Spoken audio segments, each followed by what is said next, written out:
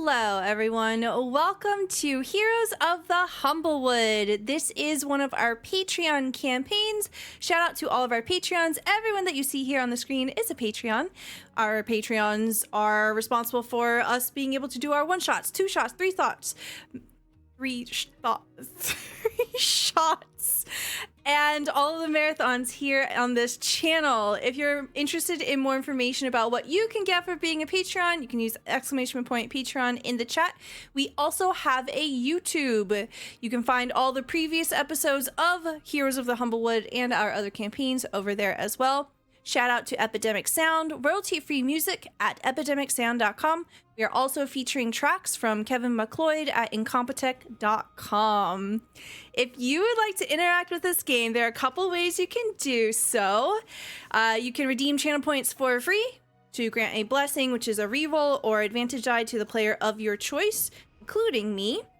I appreciate them as well. Or, if you'd like to add an element of fate to the narrative, every $10 guarantees a draw from the deck of many things to the player of your choice. Use !Fate in chat for more information about that.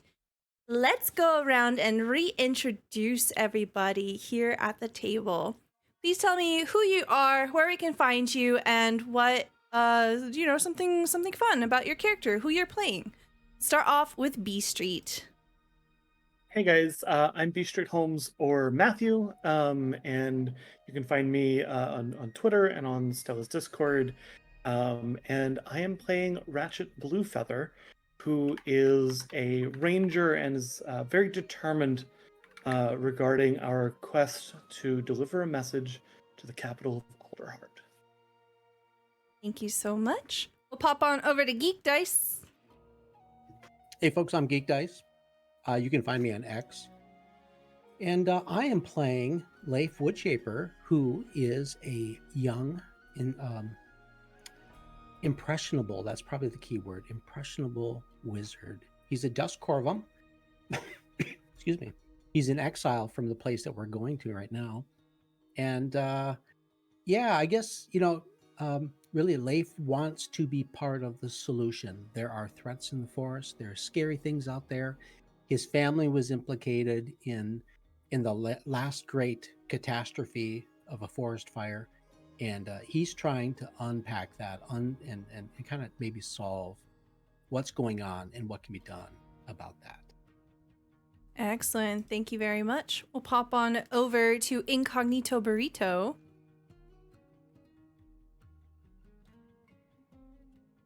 You're muted? I believe you're muted. Hey folks, good evening. I usually find me hanging out on Stella's Discord and playing with these fine folks here. I am playing the character Hubert Hootenanny, a Strig owl Paladin of Tempest. Looking forward to our adventures. Thank you very much. We'll pop on over to Vertigo Cross. Hey, I'm Vertigo or V, it doesn't matter to me. I am a variety game streamer over on Twitch, and Tuesdays and Wednesdays I like to hang out here with my best friend Stella, playing non-chaotic and very orderly characters. And for this game, I play as Jack Hart, a Vulpin bard who is the most interesting and kind-hearted of the group. Thank you very much. And then we'll move on over to Zombie. Hello, I am Jacob. I'm Zombie. I'm Z. I'm what you like to call me. I am the lore keeper and Captain Z of the Good Ship Clip. I probably do too many clips, but that's up to your own discretion. Today I play Leon Breeze, pro wrestler extraordinaire. Yeah, at least I'm trying to be. And he is he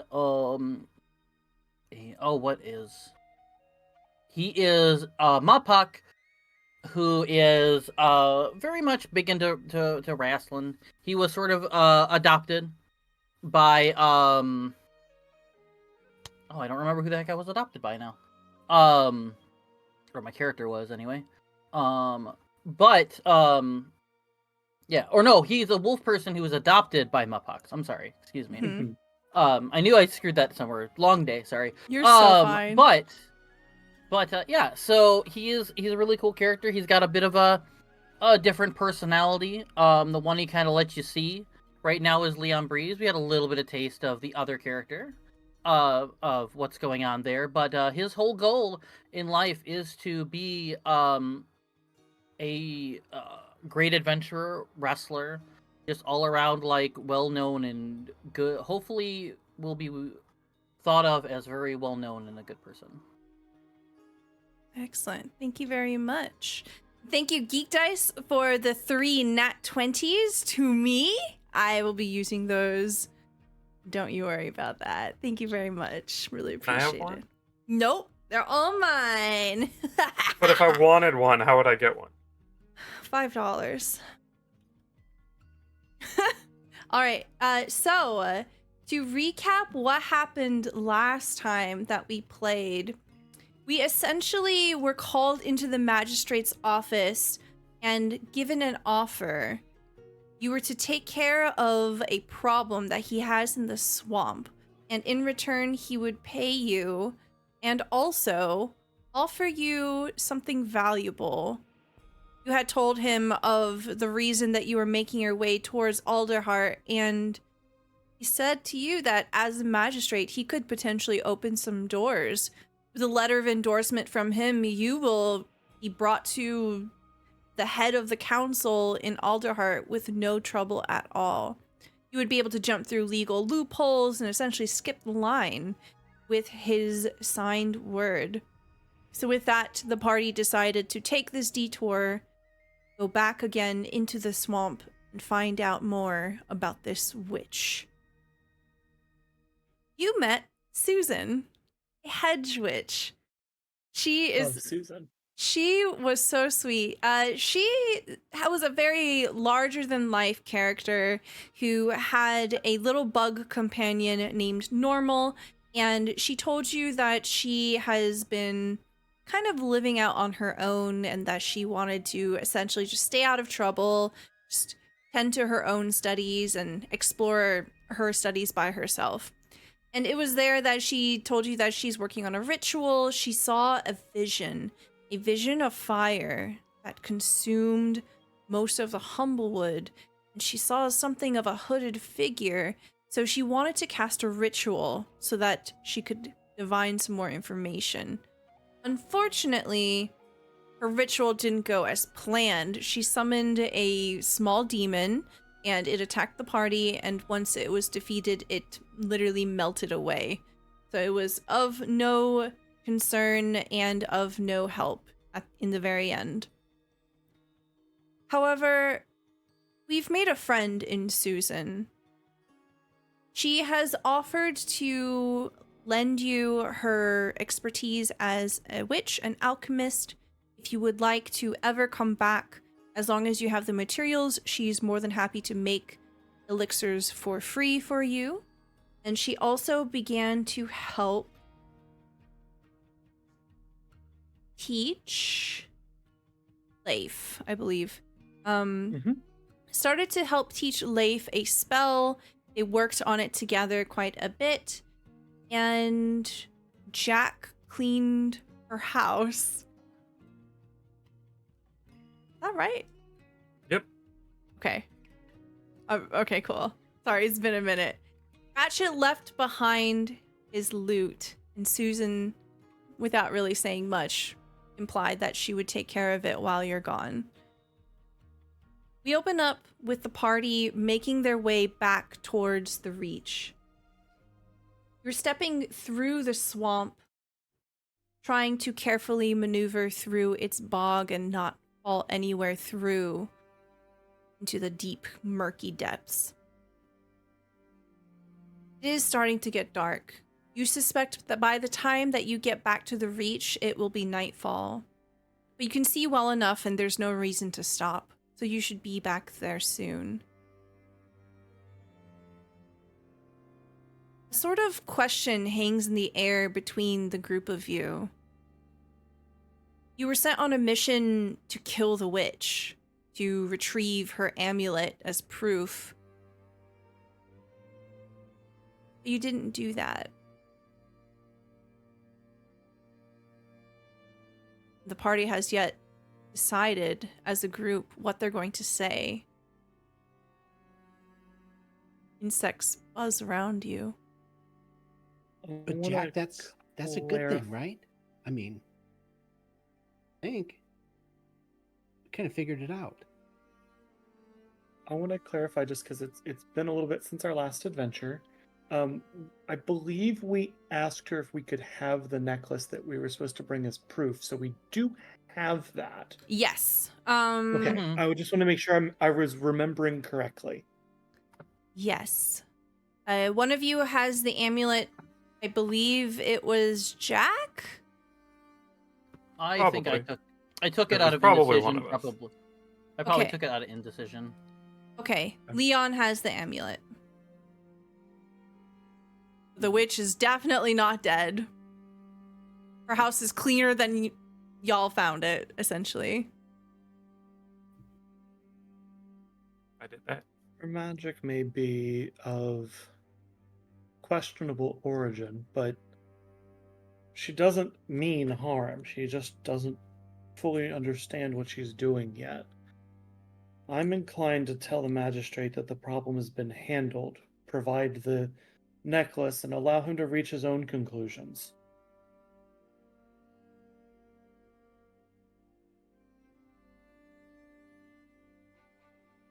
I'm good with it. Sounds like a good enough plan to me. Well, if you say so, okay. I mean, either way, we'll probably get the thing we need, right? The paper that we were seeking from them to make it super easier. That magistrate did seem kind of like really picky, right?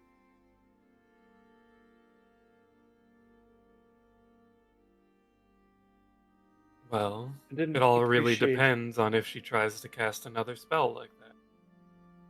Yeah, that's true. But will she do it before we get the letter? I would hope she's learned a lesson, but At very least, she knows what that spell does now. If she tries it again, she'll be able to prepare for it. And if she tries another one, she'll be at least a little more cautious, even if she doesn't know exactly what it would do. well, at least Or I was hope she playing us for fools?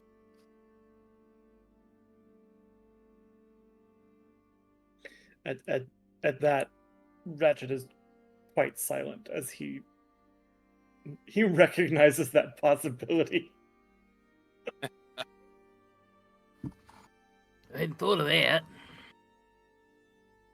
Well, let's just hope that it was a experiment that she's always wanted to try, never had the chance to until then, and hopefully we'll learn a lesson to not just summon demons anymore, even if she thinks that they're good.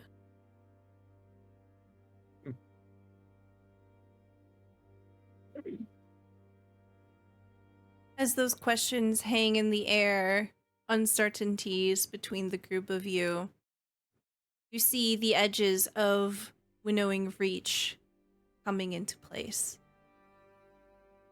You have returned.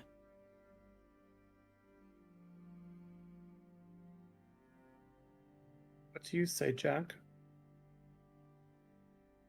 What would you say to the magistrate if it weren't us with you? Jack takes a moment to glance at you and try to see if there's a deeper meaning behind that before simply stating, say I did the job. You didn't say we had to kill her, just to find out if she was a threat and to retrieve the amulet. Got the item that we needed. Hopefully that is sufficient. Besides, we at least have a physical description of her now that paints a much less demonic. He not need necessarily know all of the details, yeah, unless he presses us for it. Correct? True. Yeah, I think so. So, Am I going? I have it. So am I going there with anyone else, or am I just going on my own? Or is all of us going? As you enter the Reach here now, you can see that most of the researchers have made their way back into their own dwellings. The streets of Winnowing Reach are kind of quiet. There aren't very many people out and about because it is dark now. You can smell dinners in the various shelters here. You can see the 2 guards posted outside of the magistrate's office. It's right there if you want to go, or you could wait until the morning.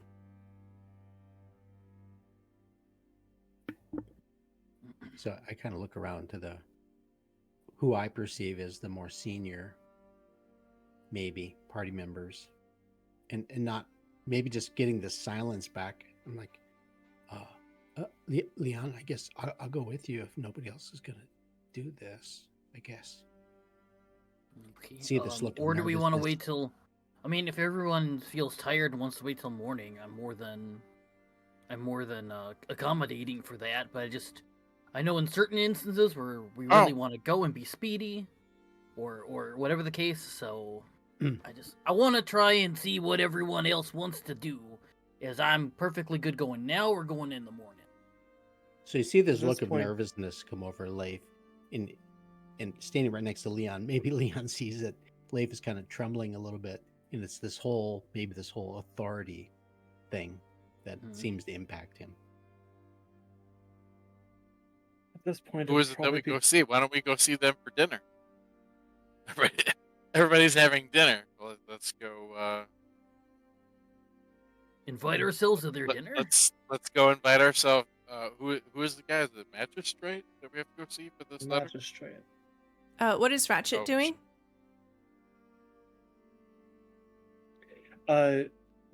Ratchet was just going to say that at this point in the evening, it's probably best for us to wait until first light to set out. So I'm fine if we want to take care of it now or wait until morning. Jack glances at the rest of the group before settling their eyes on Leon, who was probably still hunched over heavily in pain, considering they are half dead right now. Oh. A warrior doesn't show their true pain. Yeah. Ugh. I think some of us might need a bit of rest. I mean, I'm not gonna say which one I was really leaning towards, but I'm just,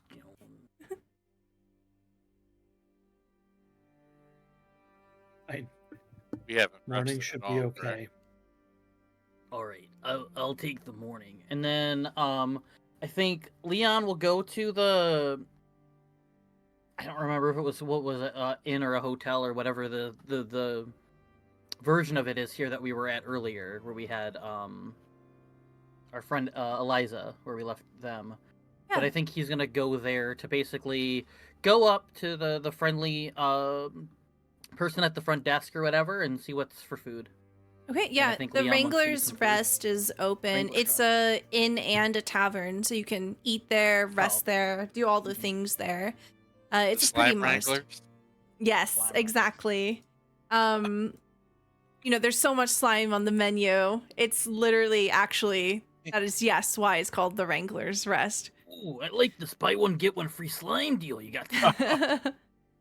So Leon heads that way. Does everyone else follow? Surely. Does it seem like there's any sort of nightlife in this town, or does everyone kind of board up and go to sleep for the night? You can see that there are a few people milling about. There seems to be someone on the edge of town over by this small pond where they are currently investigating small fireflies. You see that they have a clipboard and they have a head lantern pointed down at this paper that they're scribbling on. But other than that, it's very quiet. My money's on the Wrangler being the spot for later. I'm going to bet the Wrangler. If things are going to get wild, it's going to be at the Wrangler, probably. Jack is going to head towards the center of town where the little marketplace is. Okay. And do a bit of a night show. Ooh, okay. Do you want to do anything to set up? You do see Eliza's cart is still out. All of the goods have been sold, so essentially it's just a good platform if you want to stand on it. You could embellish it if you wanted to. To start, Jack is going to set up a very small fire. Like, just something to give a very tiny bit of light. Not for warmth or anything like that. A few feet in front of the cart. Okay. Light it with prestidigitation. Okay. Go ahead and roll me a performance check. Yeah. 24. 24. Very good. Okay, so you begin to set up for this, and as you are going about organizing things and setting this small contained fire, it begins to draw the attention of people who are slowly milling about. The individual that's over here researching the fireflies peeks up and begins to wander towards you. A small crowd begins to form. And as that is happening, inside of the Wrangler's Rest, you see that Eliza is currently standing on one of the tables and that she is very drunk. She throws her arms up and she's dancing on the table and it's sloshing drink around everywhere. There really isn't anyone else here except for the tender, and the tender seems to have joined in the jubilation and is also very drunk. Oh. Kind of just She tiredly leaning up against the bar like, Eliza, you're so funny. she's cleared her cart, so there are reasons for many rebels. As you say that, Eliza raises her mug towards you. It was a good day of business. Cheers! I couldn't have done it without you. Well, you're welcome. And then, like, Leon will throw his hand up as like a cheers because he doesn't have a glass in his hand, but he'll go up and he'll go, kind of noticing that the bartender as well is a little drunk. Is there still food available, or is it just party time at this point? Of course! Please, sit down, sit down. Let me get you some drink. And she begins to stumble into the back, and she begins to hear pouring drinks and clinging and clanging of different pots and pans, and she comes out with a feast. She holds a feast with like one arm wrapped around it, the other is holding like 4 flagons in the other, and she begins to essentially equip all of you with ample food and drink. Celebration for all of us. Cheers. She shoves a mug into each and every one of your hands. Except Jack, because Jack's not here. Cheers, and then Leon will take a drink. Okay. Eliza, Go ahead. I think the revelry is a little noisy for Ratchet's preferences. He'll probably take his flagon of ale and something very portable from the food that was presented, and he's just gonna head to his room. And on his way out, he's gonna lean to Hubert and be like, "If I'm needed," and he kind of jerks his head in the general direction of all the frivolity. "You know where to find me," and off he goes. Rest well. You see the bartender was about to shove a mug into Ratchet's hand, and seeing Ratchet leave, just kind of turns and gives it to Hubert instead. There you go. Tall fella like you. One for the road. One Aye. for the road, Ratchet. It'll be quiet, and he grabs like from the top of top of the mug, and just off he goes. Okay. Does Leif As soon as he's drink? out of earshot, Leif's like, "Man, old people, they get tired so easy. Where'd Jack go? Jack's not here." Take a big swig from my mug and walk over to the door and take a look outside for Jack. Yeah, you can. There's windows here as well. You can see that there's a small fire beginning to form. It's contained. It doesn't look like a wildfire or anything dangerous. It's more of a pinpoint of light. You see that Eliza's trying to peer over you, looking out the window. Hey, It what's looks like a that? party. Yeah, it looks like a party. People gathering. I'll bring the flagon back. I'll be back. No. Drink all of it now. Oh, okay. Don't take it with you. I know better than that. So everyone that's drank something, please roll me a Constitution saving throw. That's an 8 for Leif. Natural 1 for Ratchet. Wow. The whole party's about to be laid out. Ratchet is legit like in his room, like this is really good. Leon Ceiling with is a spinning 12. as he lays in bed. And then I Ratchet's need just at the age where one gets it done and that's it. It's just one. 18 for Hubert. Hubert, you could totally down like 3 more of these, no problem. Leon, you're feeling a slight buzz. Leif, you are definitely tipsy. You're not quite drunk, but another one would definitely take you over the edge.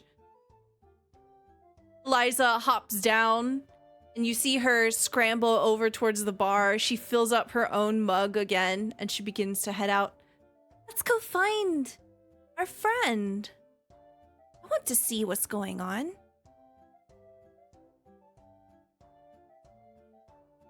Does everyone follow? Except Ratchet, who's happily drinking by themselves in bliss.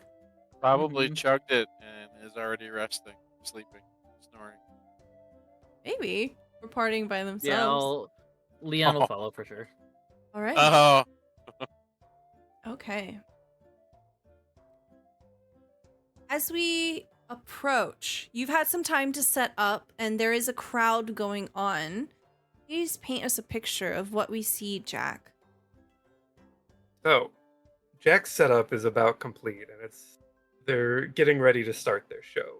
The final touch they have is they pull out a small pouch hanging from their, and there's a small white sprinkle of powder they spread into the fire as it flares to life for a second and turns into a bright shade of green. As the green washes over, there's oohs and ahs coming from the cloud, some light clapping. Eliza points as the group of you are approaching from the side. She's dancing! And then Jack will gracefully hop on top of Eliza's cart and begin their performance in earnest. Hey, with that 24 performance that you rolled, you are a natural. You command a presence here, and it is absolutely eye-catching. The light glistens off of you, and it almost looks as if you are illuminated by firefly light here. And some It's of interesting them... you say that. So, a couple of things about this performance. Okay. Her movements are very serene, and despite all of the bells and instruments attached to various parts of her, there's a lack of sound. Each movement effortlessly calculated to make no sound on any of the instruments. But as she gets halfway through the performance, there's a mutter of incantation as she casts fairy fire. Ooh. Your fairy fire going off, it glitters in the air all around you, and you can see that some of the natural fireflies in the area are drawn towards it, and it just sort of amplifies and deepens your dance here. Is the camera... Almost like guiding the wind or water. You can see as Jack moves the fireflies around as they become part of the dance. They're happens to be like an abandoned cup in front of you, whether or not you put it there or it was just there. You can see people throwing copper coins into it and clapping. How does the rest of the party perceive being this? a little bit tipsy, I think, definitely in the mood for a little bit of relaxation and fun after that journey. I think Leif immediately also begins to dance. So I think this is not going to go well, though. Roll me performance. At disadvantage, I got a 10. You rolled your character's so drunk that you rolled perception. Go and roll again. Great That's RP. fine. I got Wow, a 0. a Wow. nat Oh. one. You rolled a 19. Oh. A nat one Nice. with a I minus give myself one. disadvantage, yes. Yeah. That's amazing. I earned it. Describe to me what happens with your absolute fumble here. So I think with the fairy fire descending on us, some of us probably begin to get illuminated by that magic. And of course, that's part of the compulsion. It's like, oh yeah, it's a whole mood, a whole vibe for everybody. And it's just natural that, Leif is easily influenced. It's like, yeah, this is cool. So he begins turning and spinning and hopping like raven people like to do. But it's maybe a little bit too much. And pretty soon he kind of stops. He's looking around. It's like, wait a second, which way is up, which way is down? And then it looks like he's about to hurl. So he just sits down and he slowly rolls onto his back, and he's spread eagle starfish on the ground with a swirl of fireflies above him. Hmm. About Leon, how are you taking in the sight? I'm enjoying it. I think that he's a little tipsy, but Leon's never been one to he's never been a dancer, but he's definitely, if you were to look over at him, you can definitely tell he's kind of doing like the head bop like this and kind of stomping his foot down, like he's grooving with it, but he's not he's not a dancer. Okay. Go ahead He's a and boxer. roll me perception, Leon. Oh, okay. Perception. Let's see if I can read. I can. Okay, 13. Wow. You're looking around, just kind of like bobbing your head. You're feeling the music. You're letting it kind of rhythmically flow through you. You look over at Leif, and you can see that Leif is rolling around on something that had fallen on the floor. Mm-hmm. Jack, the researcher that you saw earlier, had joined the party, and Leif had accidentally bumped into them. The clipboard went flying, and Leif is sort of pushing it inadvertently into the mud. Leif doesn't seem to notice whatsoever that your research notes are just getting completely muddied and destroyed. Oh no. So Leon, you don't have the context. You don't know who this researcher is. Leif is on top of something, and it's getting buried in the mud. Oh, okay. So he'll go over to Leif and he'll say, "Hey, what? I think there's something under you, bud." No, man. No, I'm good. I just need a minute. I'm gonna ask permission. GeekDice, am I okay to move your character? You're probably physical enough you could do that. Okay. I want to make sure you're okay for this. So basically, all he wants to do is just roll him back into a part of the mud that isn't on top of the thing, so he can grab the. Like a barrel, you're just rolling them. Yeah, just You roll Leif, and as you roll Leif, you can see that the papers have stuck to his butt. Oh, great! Oh, dude, mud! Oh no, mud! You've been rolling Party around in mud this foul. whole Which I time. didn't, Yeah, which I didn't even see before. You've been in mud this whole time, buddy.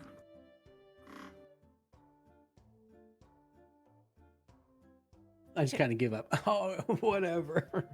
And then he'll try and take, if he can, he'll try to take off the paper the best he can without Yeah. ripping it as bad or whatever. Yeah, as you retrieve the papers and you're holding them in your hands, you can see that they are completely ruined. Whatever was written on them is completely smudged. Leif perhaps noticing, not noticing. Leon, you kind of like look up from the paper and you can see that there is a Corvum individual here, a researcher from what they're wearing, and they're kind of like slack-jawed, staring heartbroken at you, and then they look over at Leif and their eyes begin to burn. Leif, you have drawn the rogue card. You have an enemy now. Oh no. This particular not- researcher. Not from the bender. Does This is Leif why you even don't notice? dance. What? What? Is this your mud? And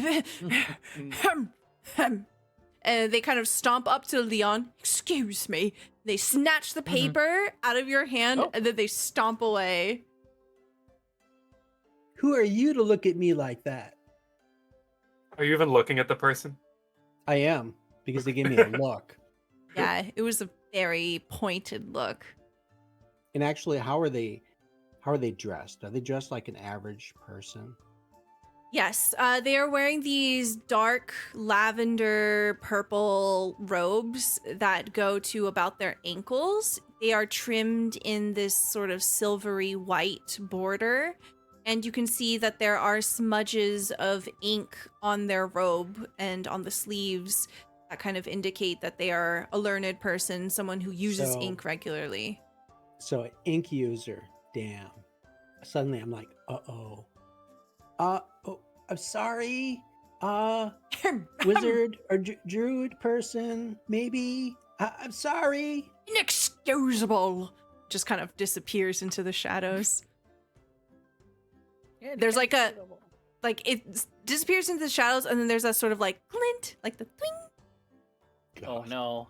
of an eye staring from the darkness. Not the glint, you know. You can see the light reflected in their eye as they walk away. Who even knows who that was? Hopefully we'll never encounter them ever again. Is their name on the paper? They took the papers. Well, that was like they snagged the papers, so. Yeah. Well, Leon, go ahead and roll me a perception check. Let's see if you saw the name before it was yanked away. Okay. You said perception? Yes, please. Okay. Considering I'm not good at that, I'm going to use the blessing that I got from Mathis. Okay. Thank you so much for the blessing, Mathis. Okay, 10. 10, so that's something better than a 7. Okay. You saw the paper. The name started Yes. with an R. Well, their name starts with an R. I would have known more if there wasn't mud all over it. But Did they have a score on their homework page? Thinking academics, you know. Yeah. Mm-hmm. I didn't see a grade, no. You hear another whoop of applause as Jack is beginning to finish up her performance. What is your flourish look like as you bring it to a close? So, with the first cast of the Fairy Fire, everyone finds themselves surrounded by these translucent, ghostly fireflies. But in the flicker of a moment, Jack drops concentration on the spell and casts it again. In the moment of a blink, the green fireflies change into bright pink butterflies.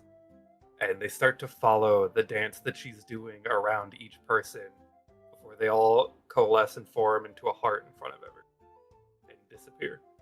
Go ahead and roll performance at advantage. So if you stick the landing. 12. Well, Well, nat 20s. let me check. Yeah, you have one left. We're using it. Okay. All right, excellent. So, as you flourish with this finale to your dance, bright pink magical butterflies filling the air, moving about in a circle, you hear people whooping and crying and clapping. You see Eliza going, "Yeah, I know her. She's my friend. Yeah." Oh, and just kind of like punches someone just in the stomach nearby. "That's my friend." Oh, just kind of extremely excited and into it, and the energy of the crowd is bursting. You can see that Leon and Leif are doing something, having some kind of exchange, but I feel that even the two of you, with your distractions, you are drawn to this. You see this flourish and you witness this moment. Hubert, you are here as well. How are you perceiving all of this, especially with an amazing performance? I think Hubert would probably need to roll a performance check since he's not really abbreviated yet, right? Mm-hmm. So he's 11. clumsily gonna try and dance. Yeah, he does Jack, clumsy dance. Jack, you can see that Hubert Which- is dancing along too. Sorry, go ahead. It's more of me just trying to walk. You know, sometimes you see owls when they are actually on their feet trying to walk. It's kind of like a hop. You know, he's just kind of scooting across with no rhyme or rhythm. with a sly grin and Yep, an no overt rhythm at bow. all, but happy that he's able to move. Yep. With a sly grin and an overt bow, Jack puts out the fire and whispers just loud enough for the crowd to hear.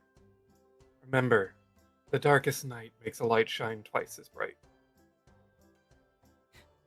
Eliza's like, bars, yes, woo! And just losing her mind there.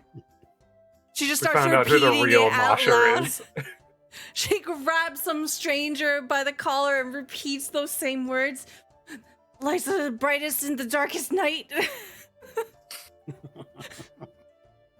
You see a gentleman dressed a little more eloquently than some of the other folk that live here. You saw them come down from this larger building towards the northwest of the plaza. They had been looking through the windowsill and eventually had come out. And with the finishing of your dance, they clap slowly and they begin to pass by this tipping cup and they put something inside of it. They wink at you. They are a Strig, this sort of older looking owl person, very neatly manicured. He winks at you and he says, "It's always given me a bit of luck. That was quite a performance. Thank you and good night." Begins to slowly walk away. The crowd slowly begins to disperse. You see Eliza just violently shaking in place, watching you. You know how in Did anime the person they she was eyes... holding on like escape, or are they still No, being they're held just- there? They're still just being shaken. Yeah. That was Amazing. amazing! I would hope so. I exist to be admired, after all. Hubert and Jack, can I get perception checks from you? I'm good at these. That's a 5. That's not very good. An 11. Hubert. Okay. So Jack, you don't notice this, but Hubert, I think especially because you're on the side of the stage where you're looking up at Jack, you can see past Jack and in the direction of the magistrate's office, there was a silhouette of someone by the window watching this from afar, and then you see the curtain close. Maybe the magistrate was watching the group of you.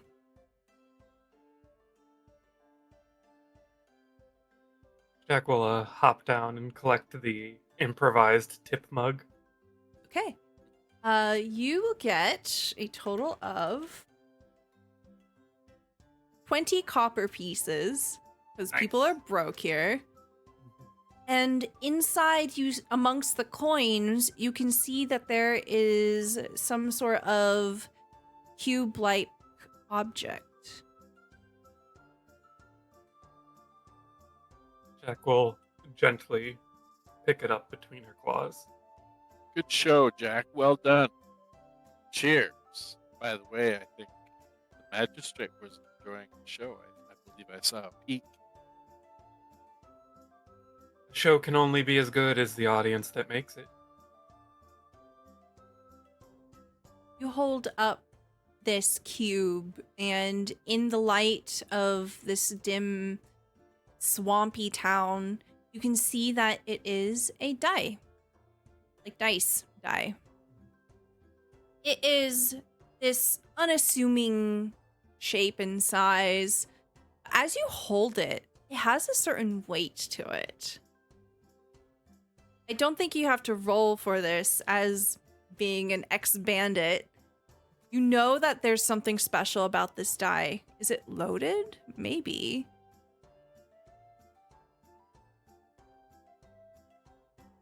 Jack will just casually pocket that for now. Okay. Because I'm gonna forget, you can add a charlatan's die to your inventory. You have drawn the sun card. Charlatan's die, whenever you roll it, you can choose what number it rolls. Nice. So you That have. will never cause any trouble. It's gonna cause so much trouble, and I'm going to regret this immediately. I just know it. Okay. Yeah. So you see the crowd beginning to disperse. It is starting to get quite late. And even Eliza, for all of her fervor and excitement, seems to be burning out.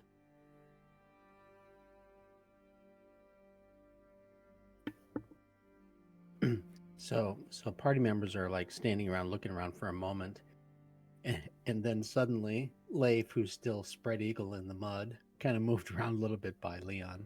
He again raises his hands, yay, with a little bit of late applause, and kind of pointing up at the stars. He says, "Man, I guess I'm so drunk. Nobody ever let me drink before. Am I drunk?" I try to stand up. Leon, am I drunk? Is this what drunk is? If you gotta ask yourself that question, I think you already know the answer. I don't know. How much did Eliza drink? Probably also enough. Okay. I'll Do take it you, easy. do you need any help getting up? No, I don't. I'm okay. Oh man, all the mud. Looks like someone needs to wash up before bed. Adventure.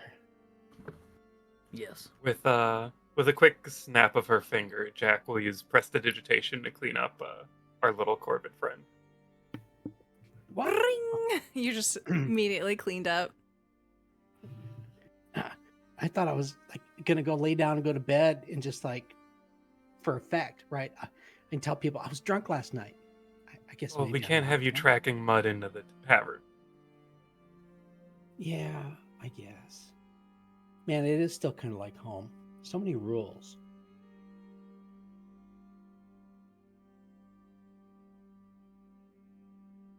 For the last thing before they start heading back towards the tavern for the night, Jack will head over to Eliza and say, "Do you need help getting back, Starfruit?" I'm sure I can and you see she's like wobbling. She's still holding her last tankard and it's mostly gone. She grabs your arm to stabilize herself. That was really good, Jack. It was really, really good. That you appreciated it makes me happier than most. Well, I think that... Thanks.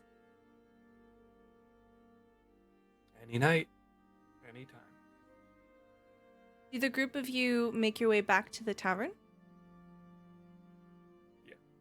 Mm-hmm. Okay. Leon As- does for sure. As you head back, I believe that you had 2 rooms that had 3 beds each. So whoever's sharing the room with Ratchet, what do they come in to see?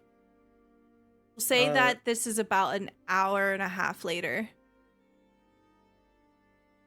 I think that Ratchet probably initially was drinking and reading, and probably does not realize that it is drunkenness that he's feeling. He's like, man, that trip through the swamp, I am bushed. I am so much more exhausted than I thought I would be. So he is probably like flat on his chest, spread eagle on his bed, just out cold.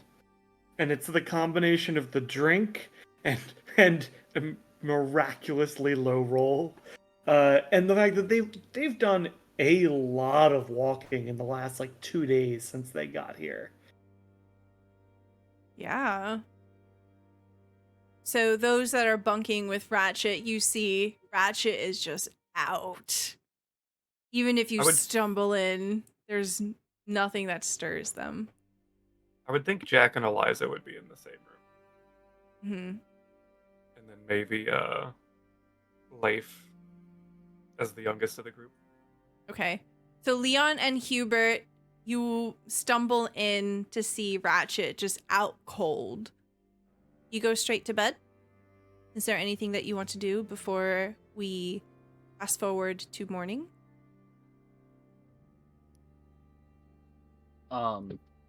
Leon still isn't completely comfortable with not being on his own when it comes to some nightly things. So Leon will do whatever he can to like maybe wash up or whatever.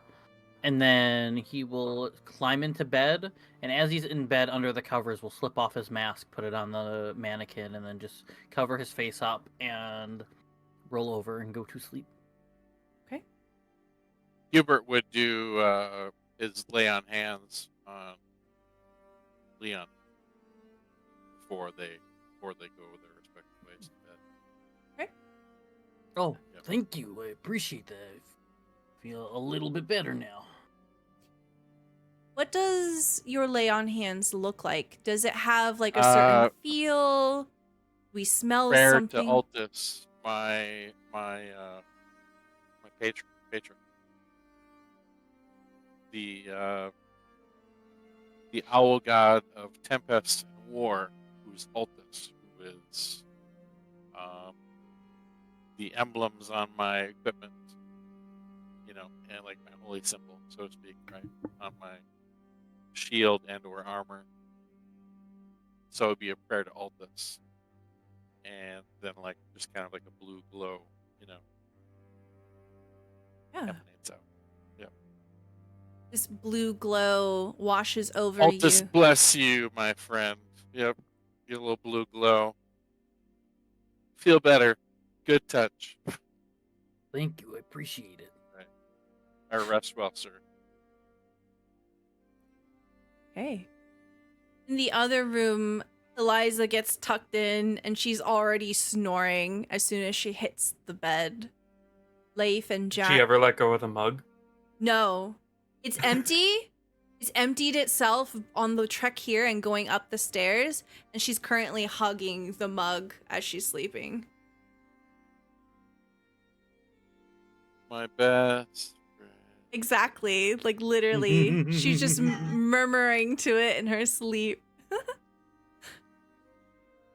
Jack and Leif, anything you want to do or say before bed? So I just kind of side-eyed Jack just to see what Jack's doing, but I got my spell book out.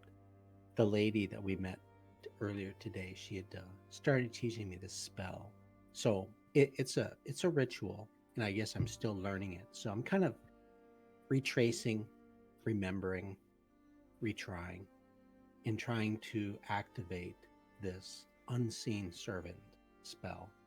So I'm kind of, speaking aloud, but in low tones, seeing that Eliza is resting. And I'm just trying to continuing to try to learn this and grasp it. Okay. So a little bit of practice for a little while. It is a bit out of your purview for now, but go ahead and roll me an Arcana spell at disadvantage, unfortunately, because you are tipsy.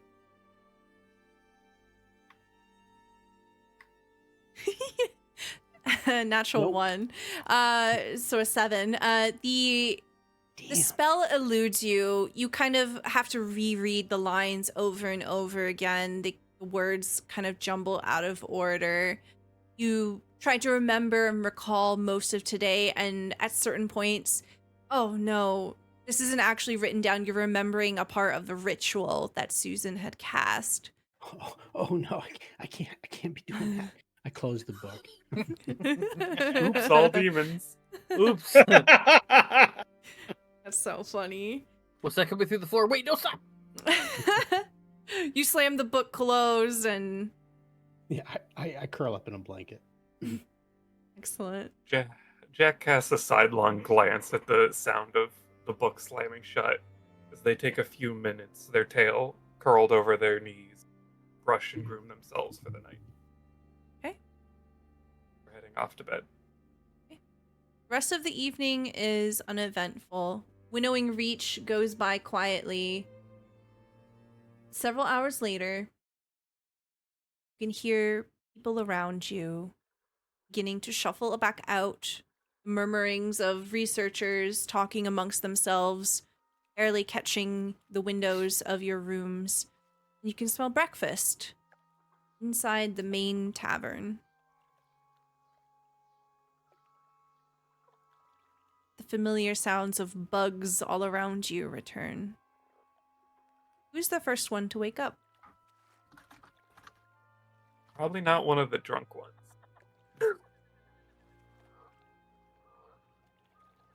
I'm still gonna say maybe Ratchet, mostly because he did go to bed before everyone else, even if he was drunk when he did it. Yeah. And we did already establish that like he's an early bird. Get it? Ha ha ha ha. Birds. Early bird gets the ale. You wake Ratchet. Go ahead and roll me a Constitution saving throw. This is nothing bad. We just want to see a 5. You wake. It's better than sore. when I drank. Yeah, you wake up and you're sore all over. You know that as once you start getting moving, it'll wear off and you'll be fine, but it is really difficult to pull yourself out of bed this morning.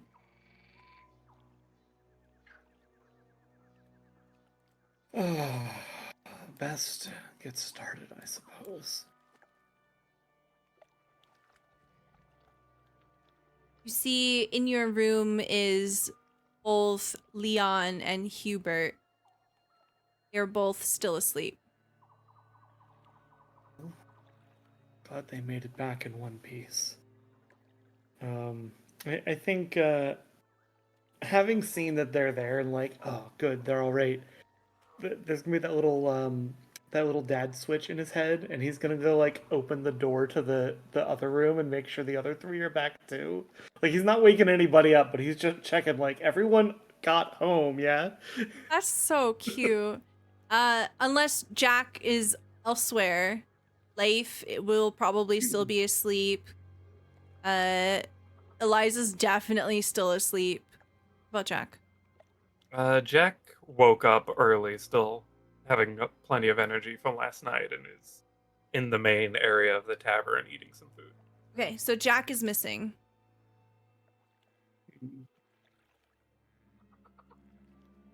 Well, maybe that's one problem solved, and I'll head down to go find breakfast. You head down. You can see Jack is currently eating. In the room, there are 3 other researchers that are also enjoying breakfast. They are scattered at different tables, so Jack is by herself. And you can see that enough food has been brought out that it's more than just for Jack. It's presumably for the room.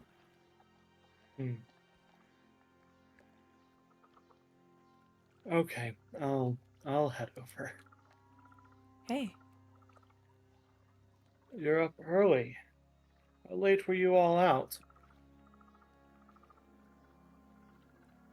Seeing a bit of the nightlife.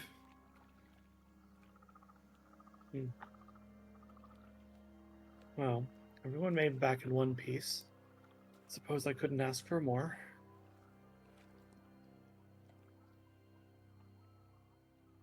We missed you at the show last night. I needed a bit of an early night. A little too much in the traveling the past few days and fights with all manner of creatures. No surprise you're up, though. You didn't do quite as much fighting as the rest of us. Jack narrows their eyes a bit and casts a glance your way.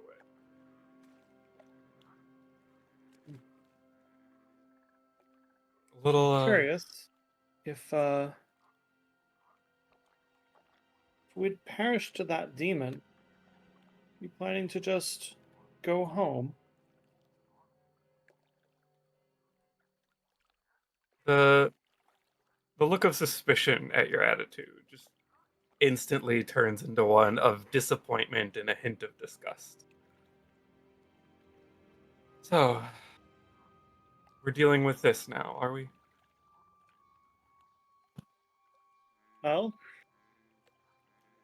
seems to me that of those of us traveling, you've expressed far less dedication to our final goal. We needed to get a letter to Alderheart, and you've really never said anything to indicate that accomplishing that matters to you in the slightest. In fact, you've been a source of disruption for most of the trip. I'm just not entirely clear on why you're even traveling with us. Jack will set down their utensil and slide the food away, hand on their chin as they tap slowly. Are you sure this is a conversation you wish to have? I would suggest you think carefully one more time over your own actions. Sir.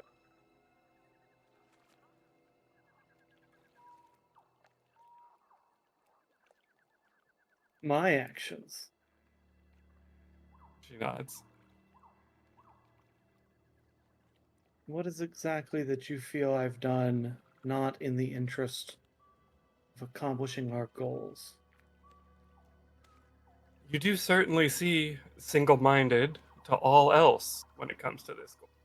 You're willing to let our group be injured and flee. You're willing to ignore those who are in trouble around you. You always seem to run off on your own in search of just this simple goal. It makes it a little hard to trust you. Hard to trust me. We have an entire town counting on us. Hundreds of people who could die in a fiery mess. I think that my dedication to accomplishing that is one you could do with a healthy dose of.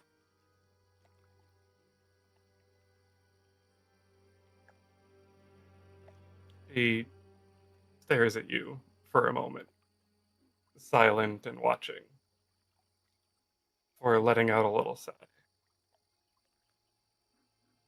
Back to the original reason for all this, shall we? Quite simply, I don't trust you. I never have. Recluse hermit in the woods, always going off on their own, willing to run at the first sight of combat even when someone is being injured in front of them. To do a little test to see whether or not, if push came to shove, you would harm the group if it truly was some abomination she was summoning. So I waited outside, to see if you were the only one to come out unharmed.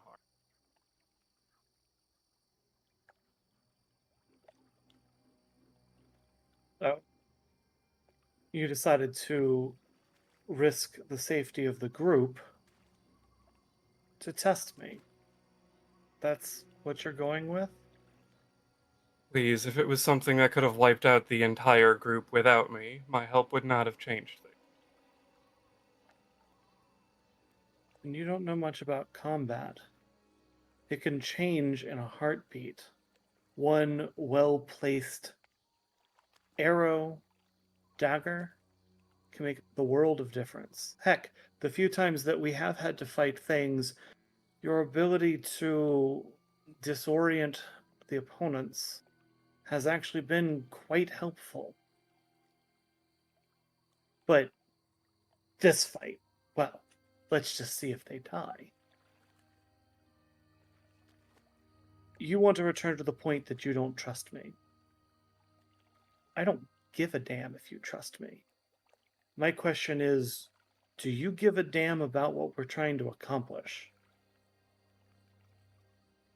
Considering I've done more to get us there faster than you ever have, that I've guided us successfully on every trip to our destination, except the one time that you guided us, got us lost, and almost killed. So yes, I have done my job to make sure this is done. I have succeeded in getting benefits for our group. I have taught the little one a new spell. I've healed us in our did not journeys. question whether or not you were adding value. I questioned whether you cared. And the fact that you're avoiding that question telling me a whole lot.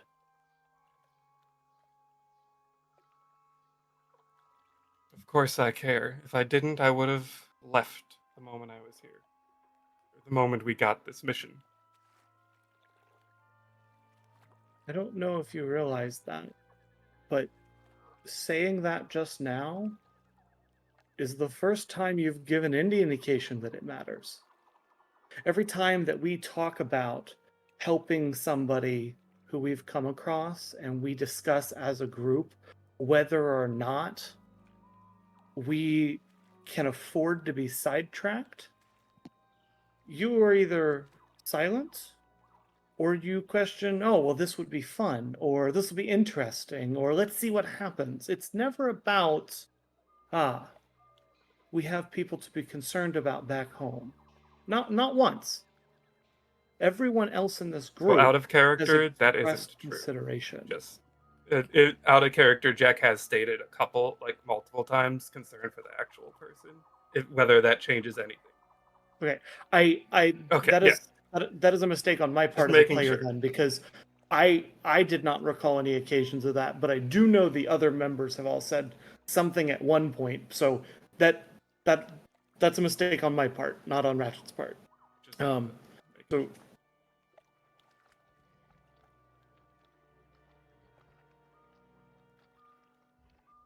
look.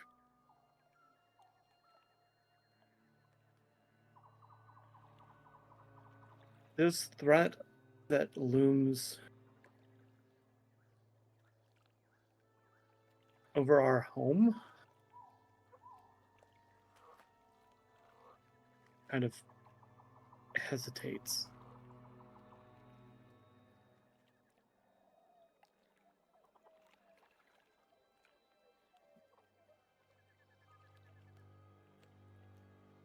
This wouldn't be the first time that I lost someone who mattered dearly to me. To the flames of these hellish beasts. I'm determined because this is what I do. I gave up everything that I used to be to stand as a sentinel against exactly this threat. This is my duty. And I don't like anything that stands to make it harder for me to accomplish. And the reason I brought this all up is because sometimes it feels like you are that thing that is making it harder.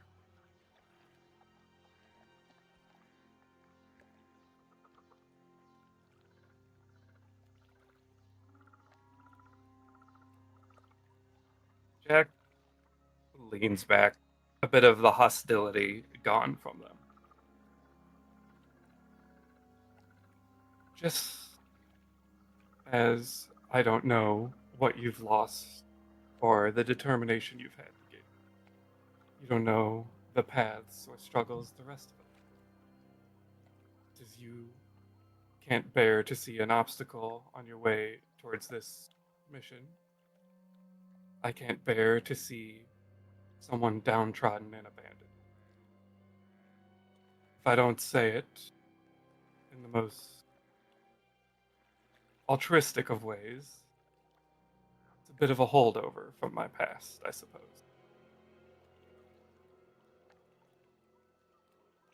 It's at this time that you hear something creaking on the stairs, maybe even stumbling a little bit. A few of the researchers who are minding their own business, having their own conversations, kind of turn.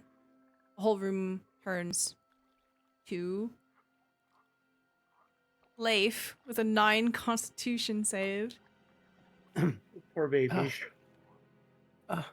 You see Leif standing there, holding his head. You don't know how long he's been standing there, but the look on his face tells you that he's heard at least part of this conversation. He writes himself, at least in his mind. He adjusts his clothing, clears his throat, and then comes down the last steps and begins walking towards Ratchet with a purpose, and then pauses, and this look of deep thought on his face, turns and begins walking towards Jack, and then pauses again. And his head turns and looks at the seat in the middle, evenly spaced between the two, glances at each, and he kind of steps forward and he sits down with a nod.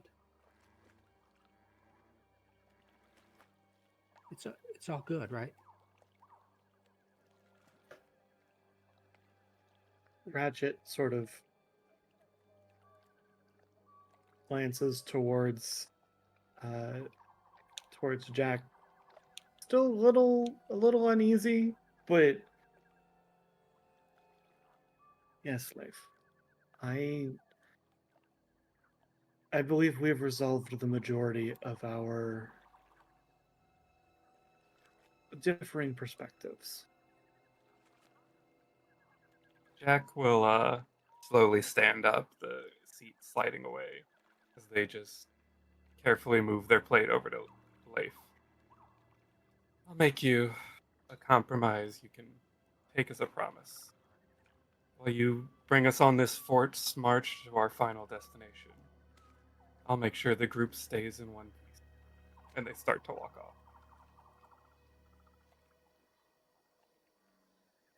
With that, Leif is kind of nodding to himself. It's like, yeah, this is good. Yep, okay.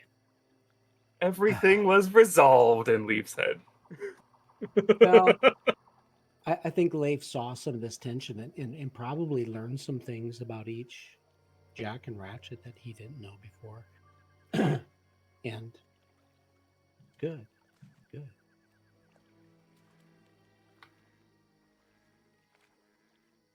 Hubert and Leon, you can hear the sounds of pots banging below. Your room happens to be right over the kitchen. Eventually, that is enough to help stir you awake. And as you both wake up, you realize Ratchet's not in the room anymore.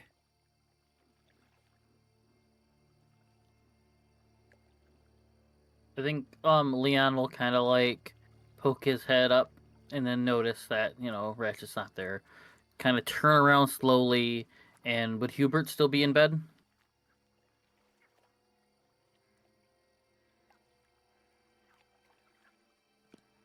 Probably not. Probably Mm. Okay. get up and get So- going. Okay, cool. You're the last to The- rise. You're all Yeah. alone in the room.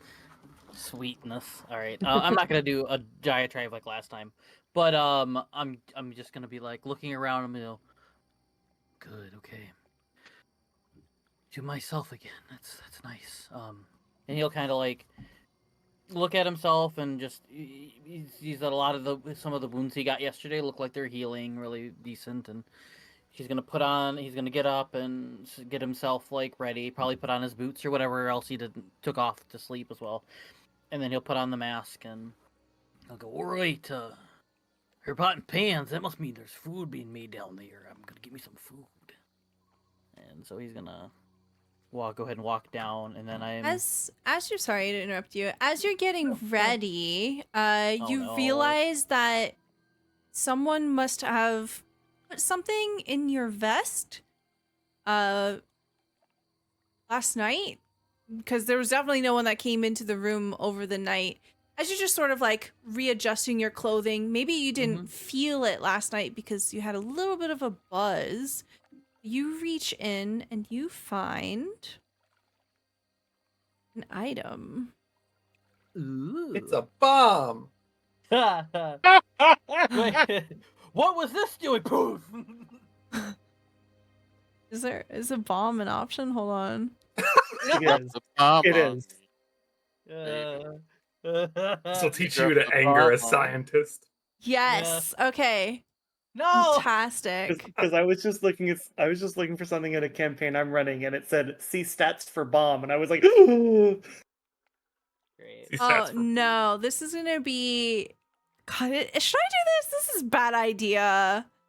We love bad "Bad ideas ideas are here. the best ideas." I mean, as I long mean, as you I don't have already to- gave me a die. I Okay. can cheat. I mean, if I have to rewrite a new character, fine. Okay, but- so you find your hand close around something inside of your vest, and as you pull it out, you find a necklace. And the necklace has essentially a medallion that's supposed to hold 3 spheres. It only has 1 sphere left, and the sphere appears to be this reddish material. It looks almost as if you could take the bead out and maybe throw it. We're all gonna die. Bomb.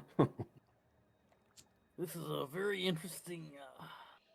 Necklace of fireballs. Watch out. Yeah, you can add Yeah. necklace of fireballs to your inventory. You drew the key card. Nice. You're the blow up your party card. I'm pretty sure Yeah. your other character in the other Oh. campaign also had this necklace. We're tying it all It's together. destined. Except that one had all 3 of them. This one only has 1. Yeah, this only has 1 left. I'm gonna put 1 for mine just so I know. One free fireball. I think he'll look at it. You know what? For funsies, let me do what would it be? Investigation or whatever to kind of think what the hell this would be. It would have to be Arcana. Arcana? Okay, that's fine. I didn't know which one to click, so. Yep. A 12. Okay.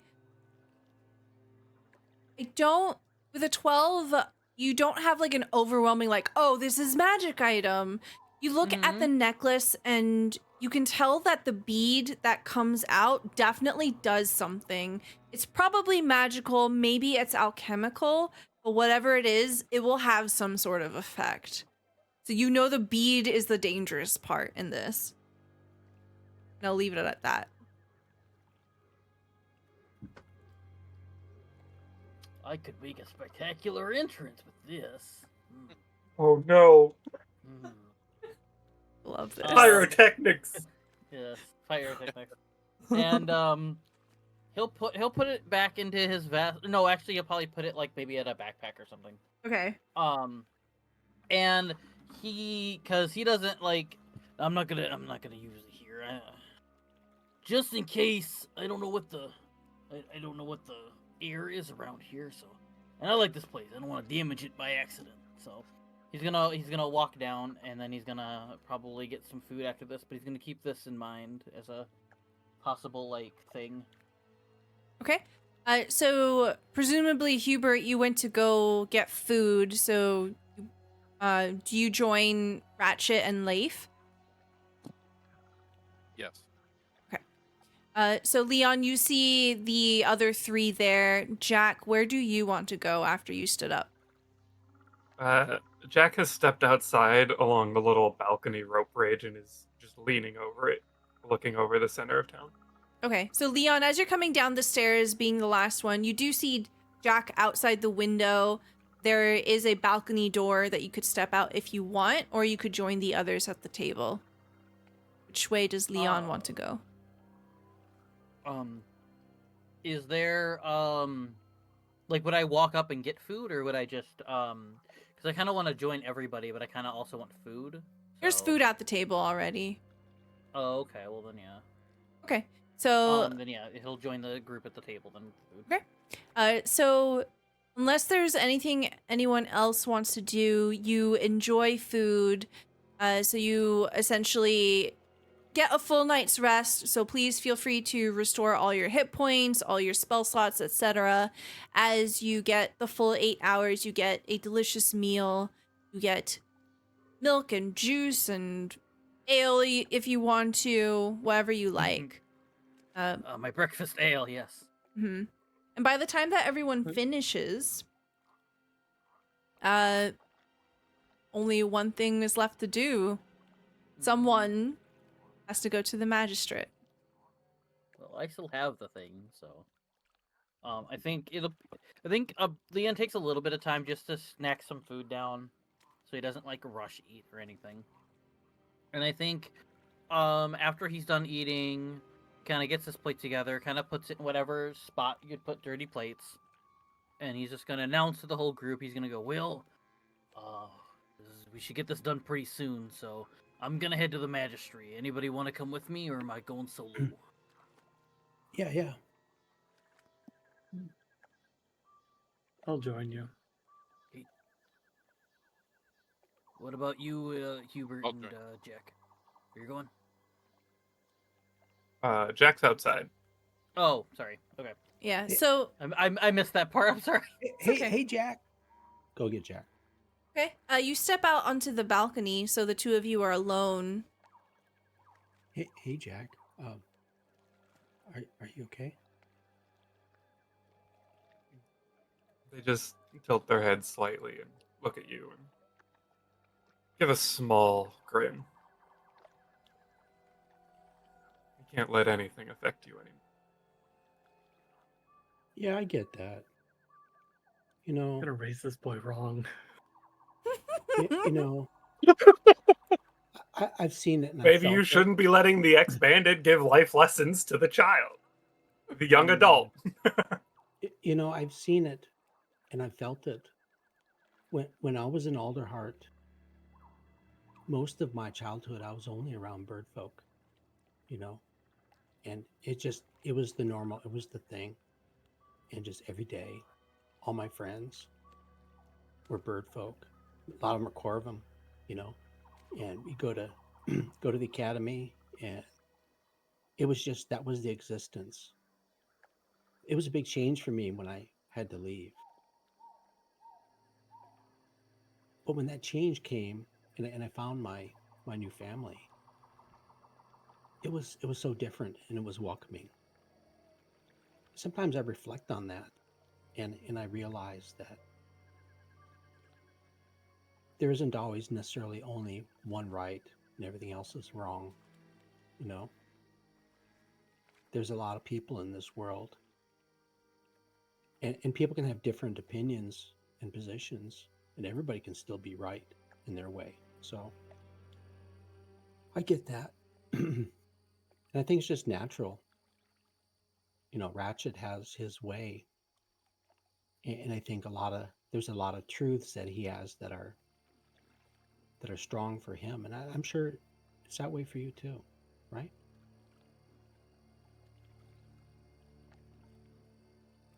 I guess. You can tell they're listening by look of their ears, but at the moment Jack has stopped looking at you.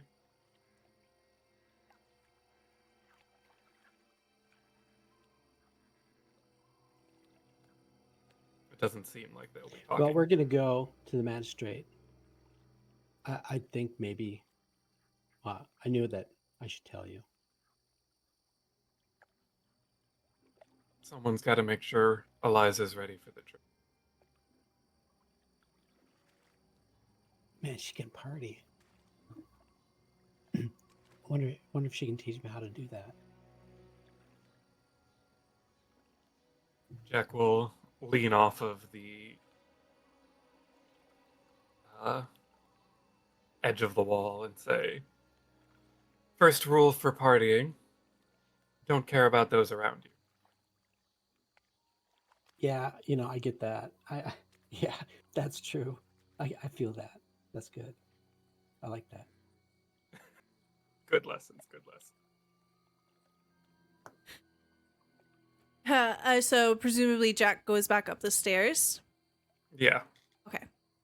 So as the group of you begin to make your way over towards the magistrate's office without Jack and Eliza, you find the two militia posted outside and they recognize you immediately. They step off to the side to clear the way and they salute at you, essentially giving you entrance. Who knocks on the door? Leanne will go ahead and knock on the door. Okay. You knock on the door and you hear Magistrate Walden Crane call out, "Please enter." As you do, you find the office as it was when you left it the day before. Austere, manicured, and behind it, Walden Crane, currently scribbling away at some paper. You can smell coffee in the air. His cup seems to be still hot where it is on his desk. He doesn't look up at you as you file in. He continues writing. "One moment, please." Scribble, scribble, scribble. Scribble, scribble, scribble. Scribble, scribble, scribble. About 5 minutes passes. He's still writing.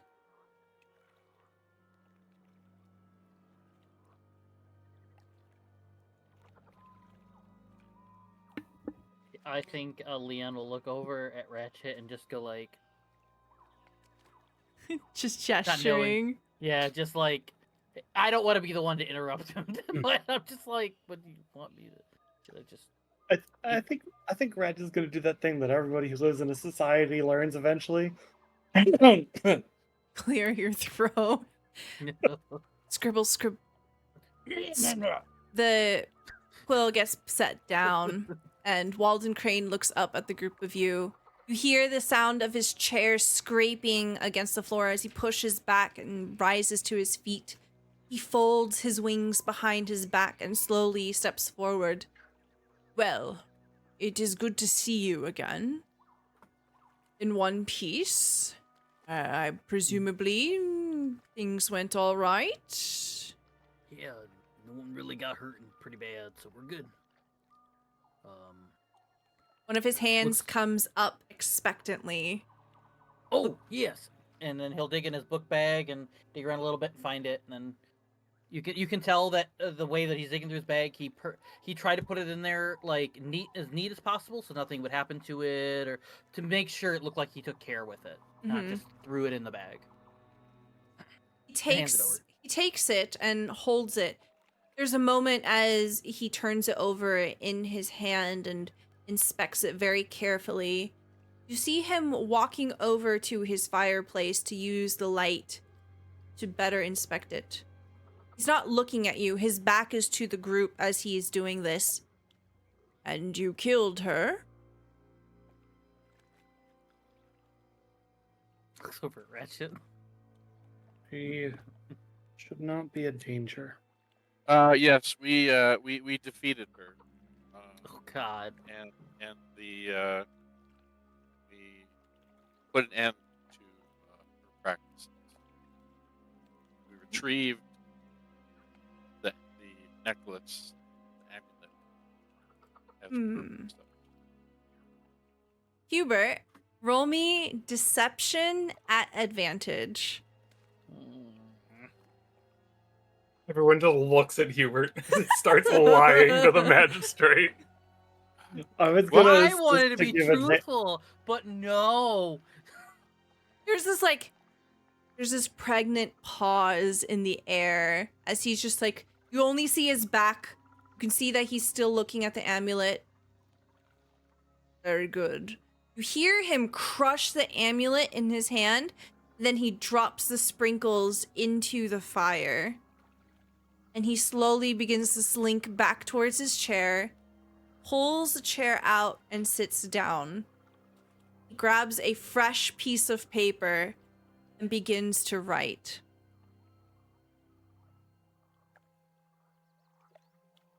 What names should I put on this letter to the Alderheart Council? Ratchet, Bluefeather. All And right. Ratchet will kind of like look at the others like, I'm not telling him your names for you. Well, then, yeah, that's And company. And company. and company. No. Leon Breeze. Aeon Breeze. And then he's not here with us, but also Jack Hart.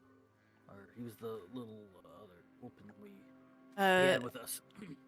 Jack Hart. Yes, I saw her performance outside last night. Oh yeah, it was a really good performance. Hmm. Hopefully, it didn't disturb these. There were no formal complaints about the noise. That implies informal complaints did Always. happen. Hey, Jack didn't make any noise. The noise was the audience. I didn't blame it on you. I just thought it was funny phrasing. That's all. It's So there so funny that Stella's doing like a Severus Snape voice for the magistrate. So far, there's only 2 names on this thing. 3 names. Jack's name. He looks over at Hubert and Leif.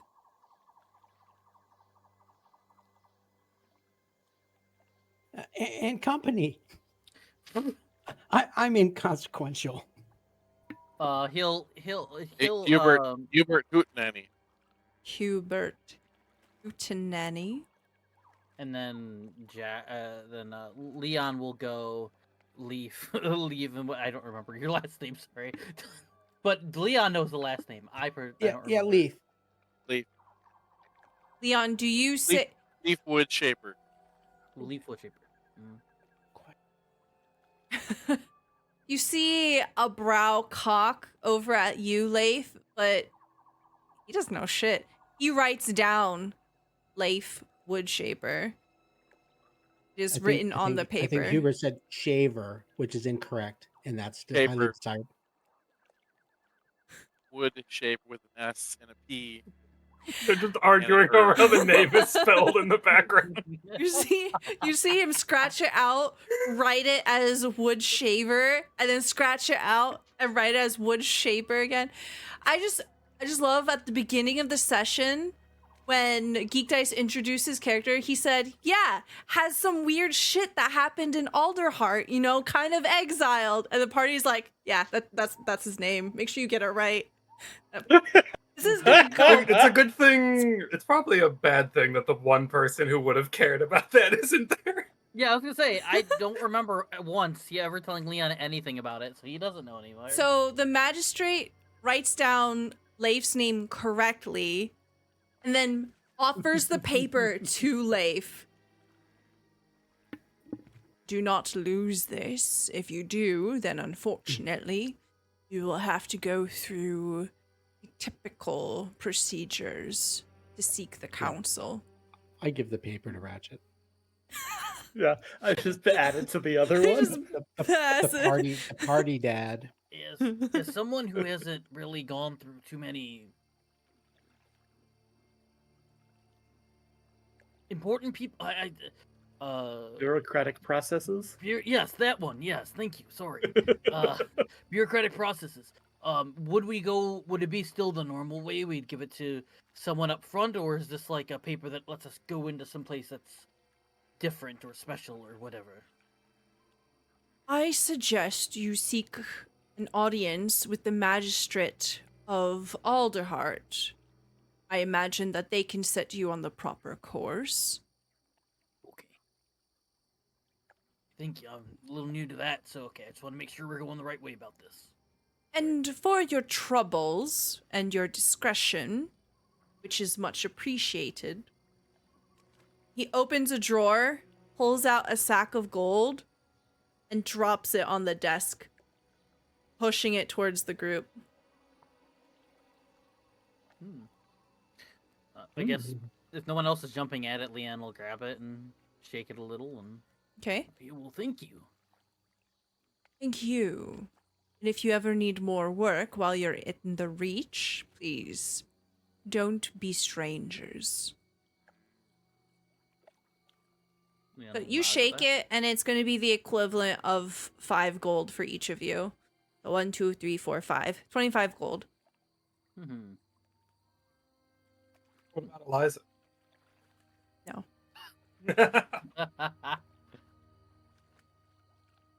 If that will be all, begins to pick up his quill again. I don't think there's anything We else. should be going. Yeah. Leon will be, I guess, the first to kind of walk out. Scribble, scribble, scribble. Scribble, scribble. Wow, was that not just? Meanwhile, as the group of you are leaving, back in the Wrangler's Rest, Jack, you're like shaking Eliza to try to wake her up. She just kind of latches on to the mug, and you see her claws coming out. Jack is just going to pick up Eliza like a sack of potatoes Hmm. and carry her to her cart. Okay. Halfway down towards the cart, she wakes up and she very groggily says, "Are we getting ready to leave soon?" Finishing touches, my dear. Oh, okay. Would you have packed all her stuff for her? Of course. Yeah. Okay. You kind of like set her down on the cart and she looks around. Oh, everything seems to be here.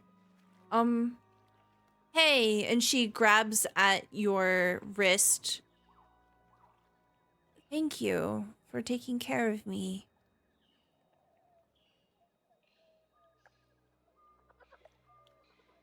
Of course. I like to take care of the little ones.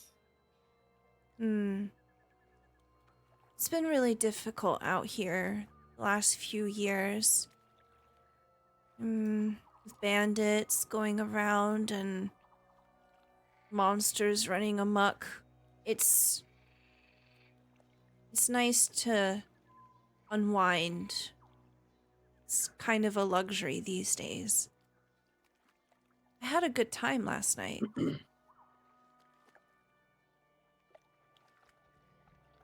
Unfortunately, frivolity is at a rather low point in the world at the moment.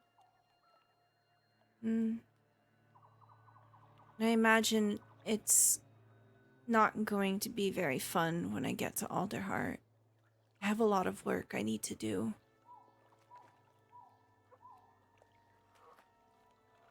But hey, until then, she gives you a big thumbs up. I'm going Little to try thumbs to up. have tiny thumbs up. I'm going to try to have the best time that I can with you and our friends.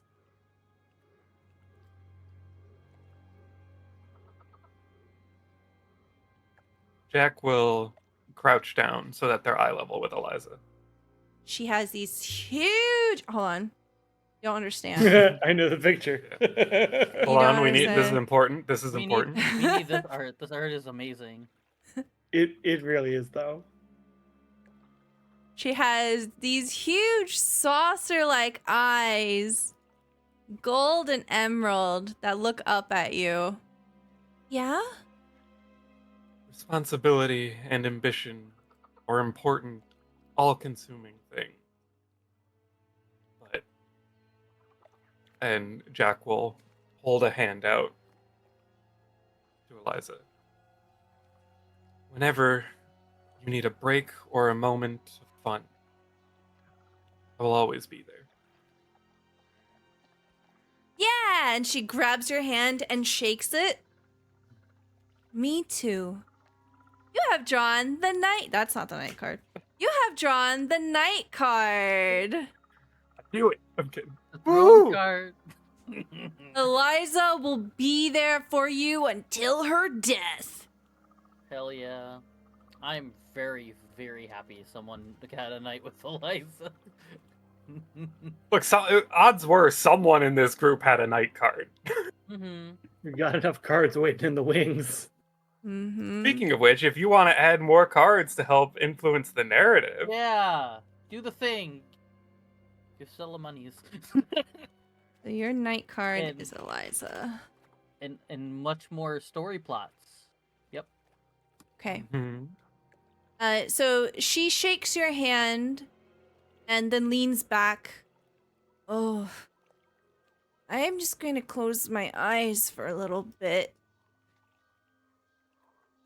It'll probably be a moment before they're done. Bureaucracy and all that. Are you sure there aren't any last goodbyes you need to make? Oh, as she sits back up. That's a good point. So, she pats her lap. It's going to be about 3 days for us to get to Alderheart.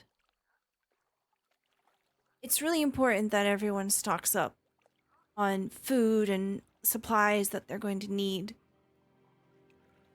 From what I've heard, it's not going to be easy.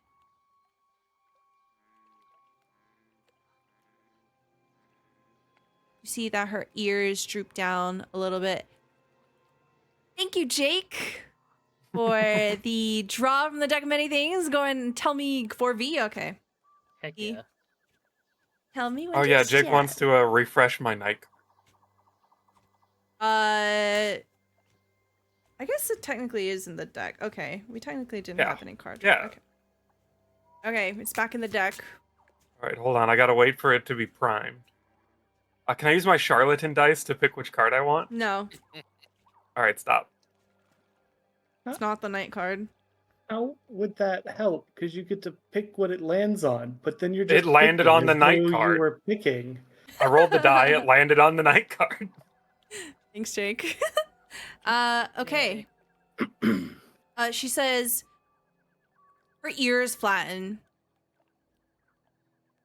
I've heard that some of the villages on the way there, they've burnt down. So we should assume that we can't resupply anywhere on the way there. Between here and Alderheart. Are you guys Yeah. with us now? They appear. Yeah, you hear the tail end of Eliza as she's warning that there's probably not going to be anywhere to resupply from here to Alderheart 3 days from now. Hmm. Oh. We should probably try and get some stuff for the road. Have you heard of any village on the path that is still standing? No, but I haven't been to Alderheart in quite some time. And these are just things that people say, you know? It's not guaranteed.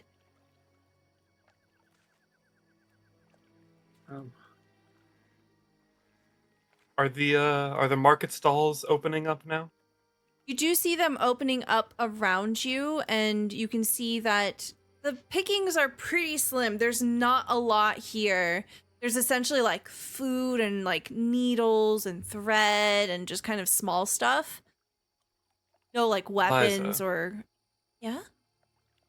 Well, the others are grabbing resources. We should try to see if we can get any trade goods. We have taken quite a lot out of this economy. You're right.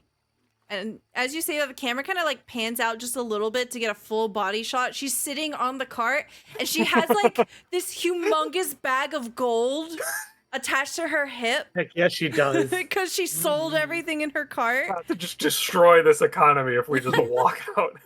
Let us I teach you mean- how to be a merchant. Well, they bought everything that they needed, right? Also, But, hello, like, Raiders! Thank you for the raid. Our group has been paid a lot. Jack did a show.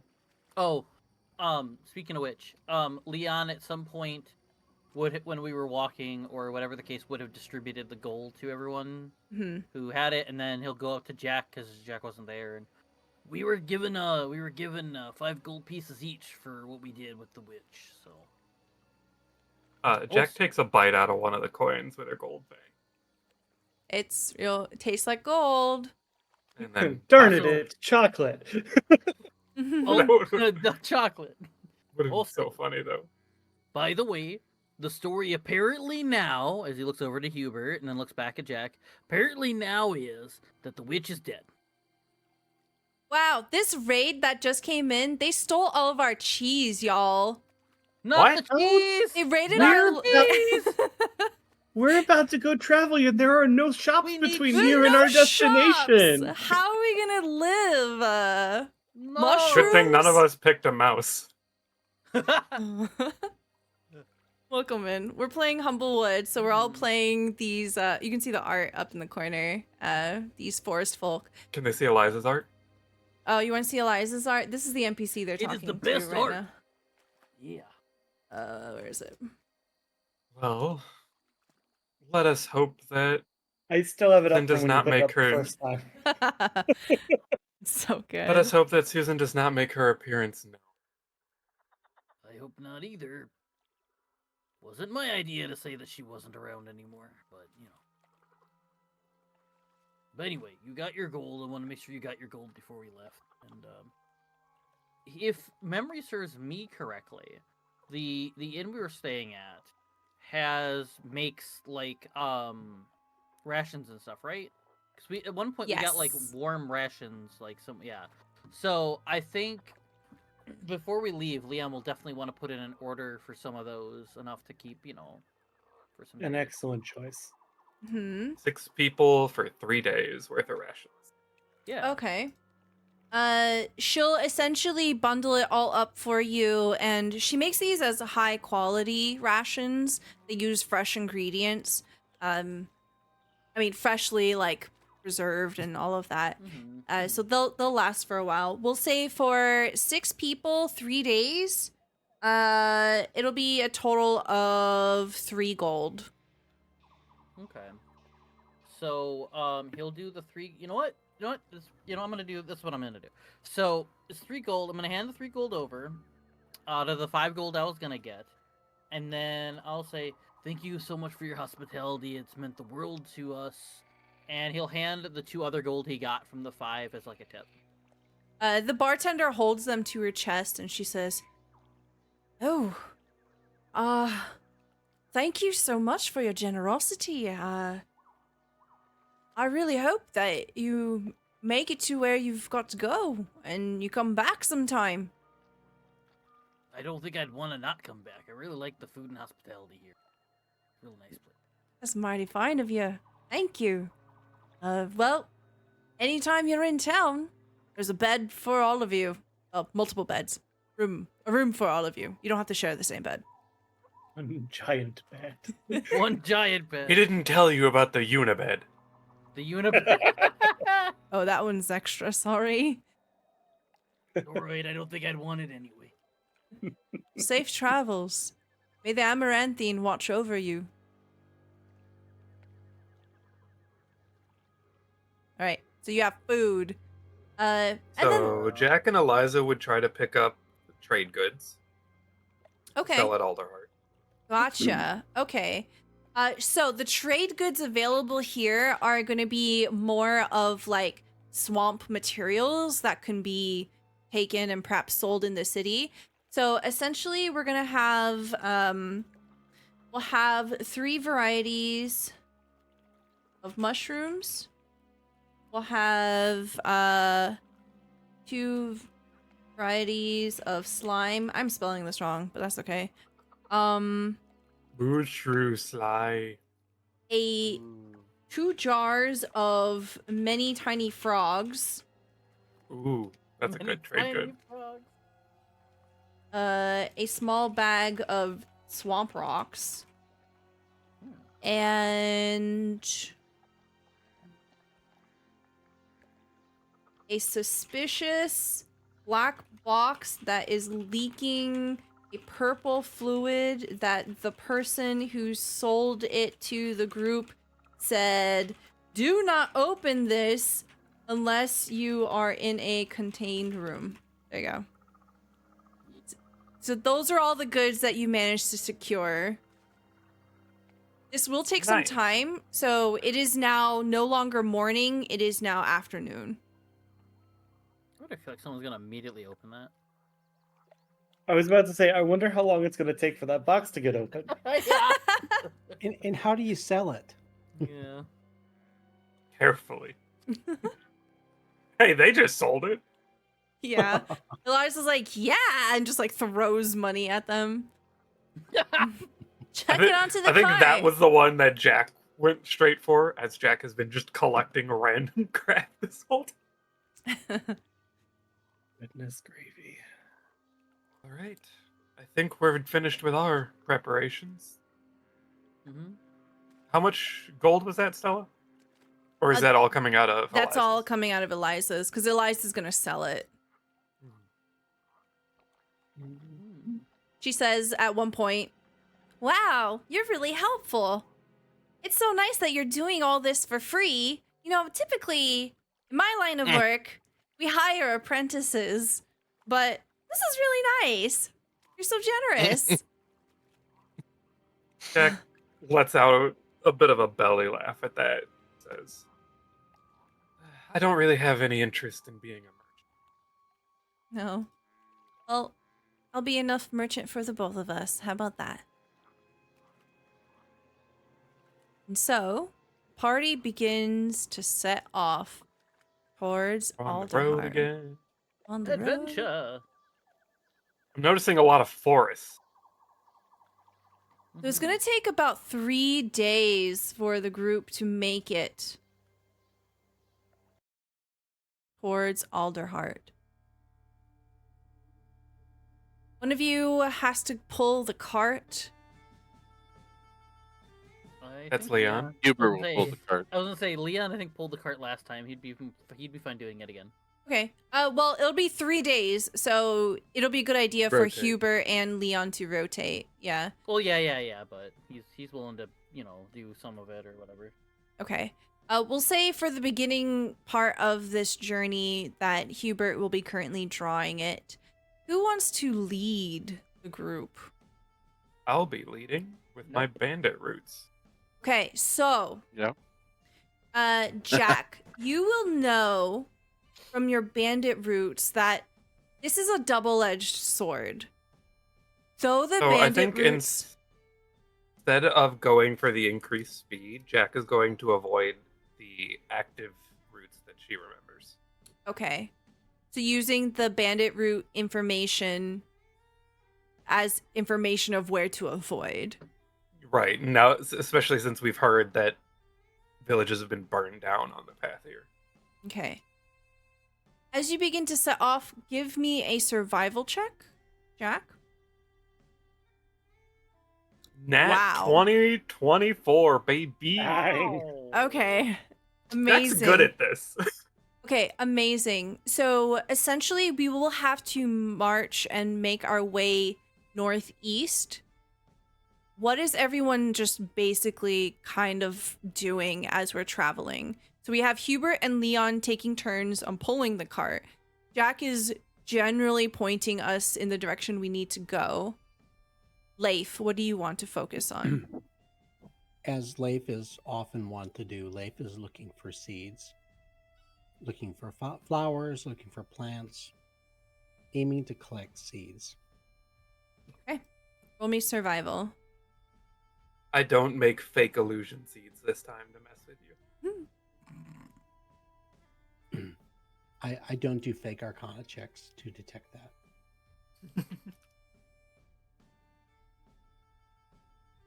9. Or baby. So I seek, but maybe I don't find. Yeah, in fact, you find that as you're traveling, you're beginning to move a little further away from the swamp. And as such, the vegetation is dwindling. And you can see there are pockets of areas that have been affected by the fires. Perhaps they're not completely overburned and washed out like the scorched grove and the edges of Meadowfen, but there's still evidence of this rolling over, where smoke has choked life out in certain pockets of between hills, and you essentially find it's just generally difficult to Yeah. seek So- any of this so out.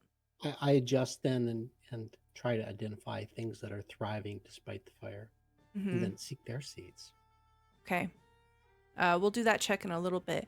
Ratchet, what is your general focus here? Ratchet's keeping an eye out for any threats, especially since we've heard and we're now seeing evidence of the fire damage here. If any of the fire beasties might have made their way this far. Okay. Go ahead and roll me a perception check. All right.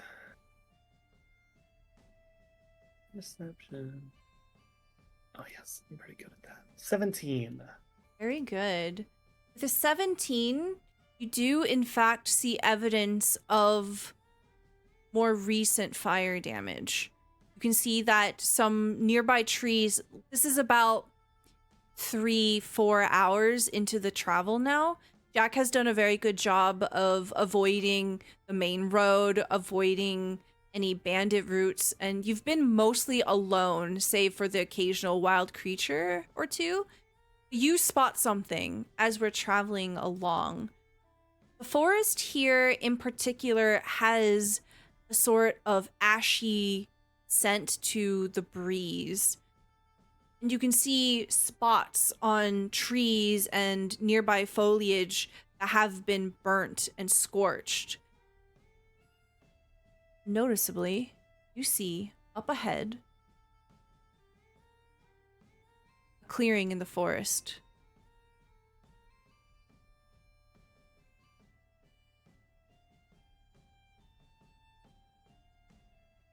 As you're looking around in the forest here, you notice in several different directions seems to be something actively burning. Something that should not. All right, let me reveal them to you.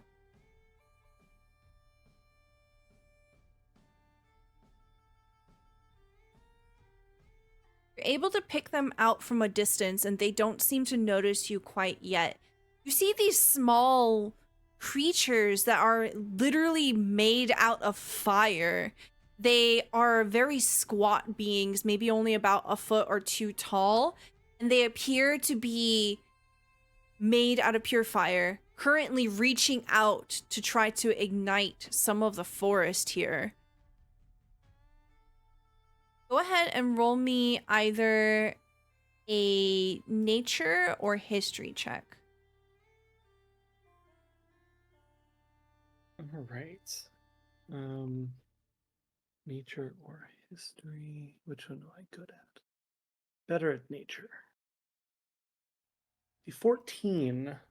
The 14, you don't know much about them, but you know these to be called magmen. And they are essentially elemental creatures. They look to be almost humanoid in shape, but you know that they are made out of magma. Are they elementals? Yes, that is their classification. That is my favorite enemy. I get to roll with advantage for intelligence checks. Ooh, okay. Ooh. I'm okay with nature if you prefer to do that, but go ahead and roll again at advantage. So for the advantage. Also a 14. Okay. Okay. well. I'll say that you have probably fought magmen before, but you had help and it was a very, very short encounter. So you know that they can be defeated. And you know, I'll go ahead and give this to you. They're not particularly difficult, but they do have a resistance to non-magical piercing, bludgeoning, and slashing attacks. So if you were to fight one on your own, it might be kind of difficult, but in the previous encounter sometime in your past, you had help, so it was very quick. You only had one. You see 4 up ahead. Ratchet is gonna slow his walk because I see it looks like the others are a little behind him, And as he gets close, because he's a little shorter than the rest of the party, he's gonna like tap the back of his hand on Hubert's breastplate and just point to where each of them are that he sees.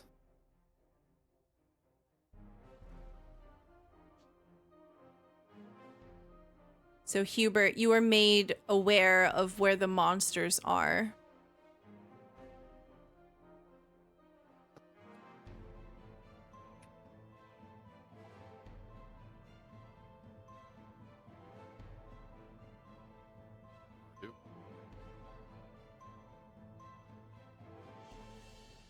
Hubert, go ahead and roll me either nature or history here. Let's see what you know about the Magman. Because you have said that you also have fought fires in the past.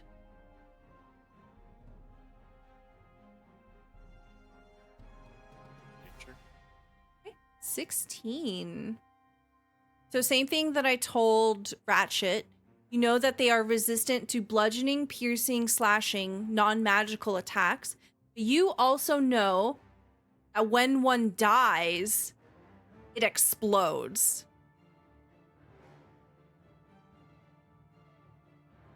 I was wondering if they were one of those. 5e teams tends to like the things that explode when they die. Yeah.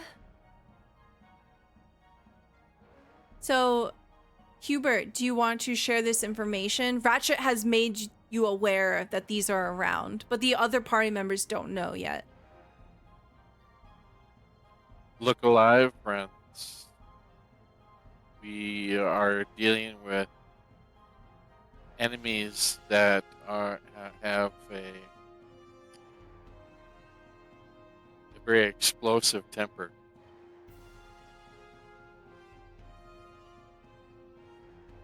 Okay. Please select your tokens and roll for initiative. You will get a surprise round.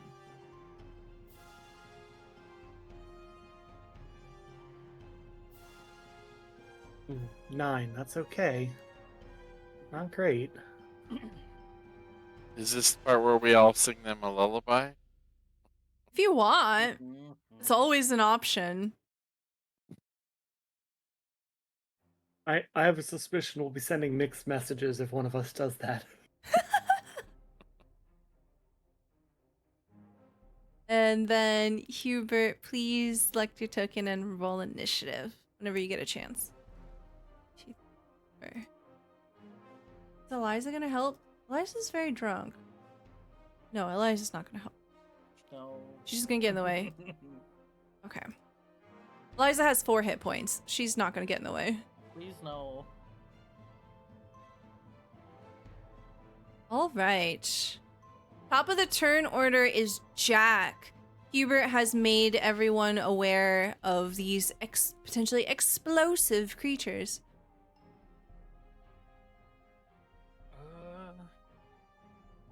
Jack is just gonna whisper to the rest of the group. Not sure if this fight is to our strength. They've yet to notice us. Is there another route we can take? So they won't see us? Allow them to set the forest on fire? Isn't this kind of exactly the thing we're on this mission to try and deal with? Fire threatening people? Exactly. Gotta stop them. Okay. Well, We have to there's jump on exactly them. 2 of us who can hit them at range. Let me at him.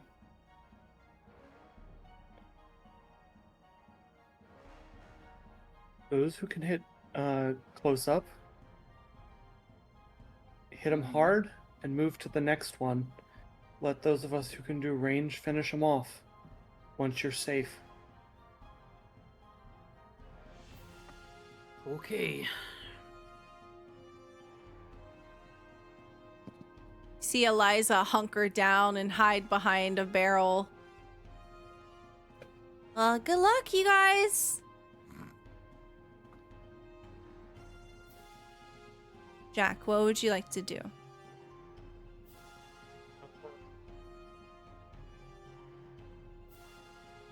Guess I'll start by moving a little bit forward. I want to make them aware yet, so I think I'm just going to maybe do a stealth check to try to stay hidden. Okay, you can definitely do that. You also see that there's a large boulder here that could serve as cover. So go ahead and roll stealth at advantage here. 14. We're at 15 with Jack of all trades. Okay. You lean into the shadow of this boulder here. You feel pretty good about your hiding spot. And that'll be my turn for now. Okay. Actually, one last thing. Mhm. I will give a bardic inspiration die to Leif. Okay. Hmm. Cast Bardic Inspiration on Leif. And remind me, I can use it for a save or an attack, but I have Yeah, to. you can use it either to hit or to succeed a skill check. It Or a does not skill affect check. damage. And do I have to declare it before I use it? Once within the next, you can roll, so it's your choice. Yeah, it's fine. If you want to do it after you roll, that's okay. Okay, It's just a d6 that you add. cool. The Magmen are unaware of what is your party. Leon, it is your turn. Well, I can't reach any of them within my walking speed, so I think I'll take a play out of Jack's book, and I think I will also hide behind the boulder, maybe right here, where I can still kind of see the one over here, the number 2 one. Okay. Over here, a little bit. Kind of keep an eye on it. Okay, go ahead and roll stealth at advantage. Hee. Good thing I have advantage on that. Stealth. Okay. 12. Even with a 12, you feel pretty confident about your hiding spot. Okay. All right. Leif, it is your turn. Time to unleash some power. You see all my feathers bristle for a moment as I embrace the source of my power. And with my sword staff waving in the air like it's a mighty sword, I level it, pointing over at number 1, and I unleash some magic. Okay. It is a frostbite spell. A shard of ice erupts from the end of my sword and stabs out at it. Ooh, okay.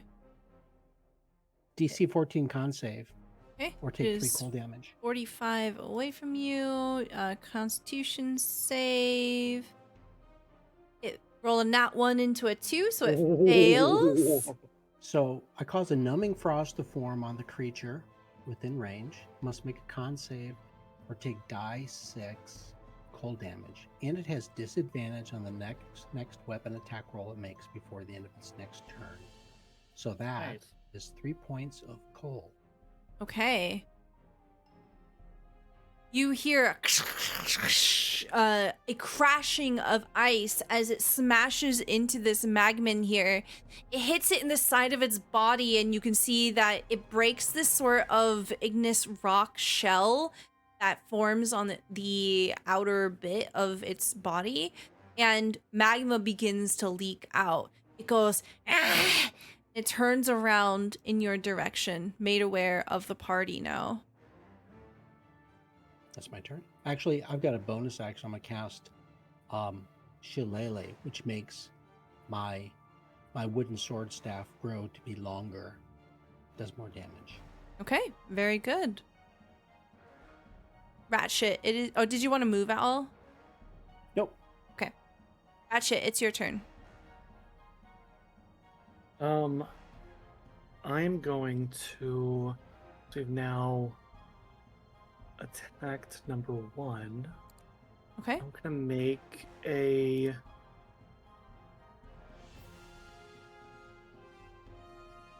First of all, I'm gonna use a bonus action. I'm gonna cast Hunter's Mark Ooh. on number 1. Okay. Because then I can do some extra damage to try and make up for... yeah, to try and make up for the fact that it's going to resist normal arrows. And then I will take a longbow shot at it. Okay. 25. 25. Absolutely hits. Armor class is 14. Is that 19 on the dial? Love that. So here is the regular damage, and then there's the Hunter's Mark for an extra 2. So Okay. 11 damage total. And then you said it'll resist that? Yeah, so it takes a total of 5 damage. You land, let's see.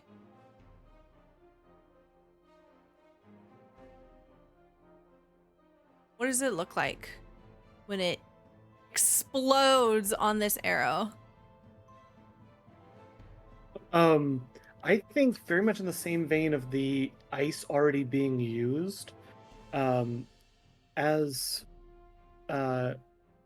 Ratchet casts this Hunter's Mark and starts to draw, the little blue marks beneath his eyes almost like frost over, and the edge of his arrow does as well. And so as it hits, the magma just kind of cools into rock and crumbles.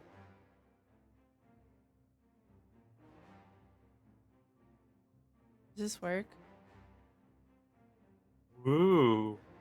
Spurt. Yeah. Big fire. Yeah, I wish those showed up on the... Okay, that's just for the players. It doesn't show up on the stream. That's so sad. That's so sad. Okay. The body explodes on impact, and you can see shards of that ice go flying as just... bits of magma, rock, and fire pool out of this creature. And you can see in a very minor and, like, definitely you deal with it after combat kind of way. Some of the leaves catch fire. There is some hazardous terrain here. As fire comes a thing. Oops. Didn't mean to do that.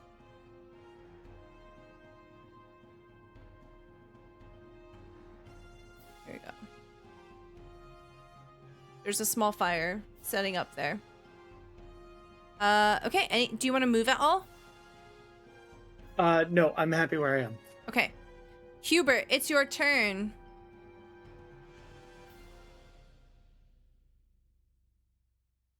I don't know what I can do at range.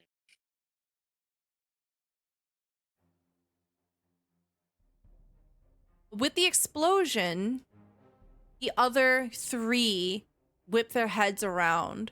So they are made aware of the party. And Hubert, even if you don't have a ranged weapon, you know it's only going to be a matter of time before they come running at you.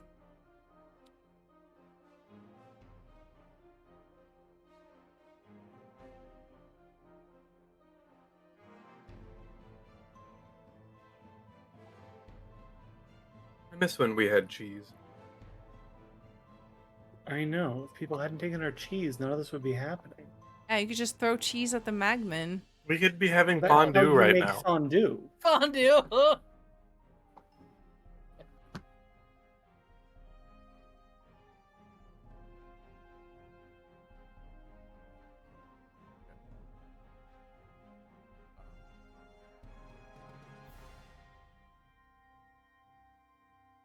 Is it Hubert's turn? Mm-hmm. Moving towards. Okay. He's admiring the problem. Oh, I was making sure I was on the right page. That's all.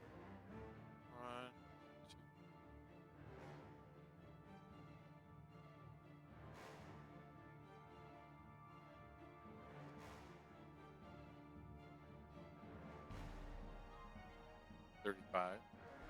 Okay. 35 feet. Yep.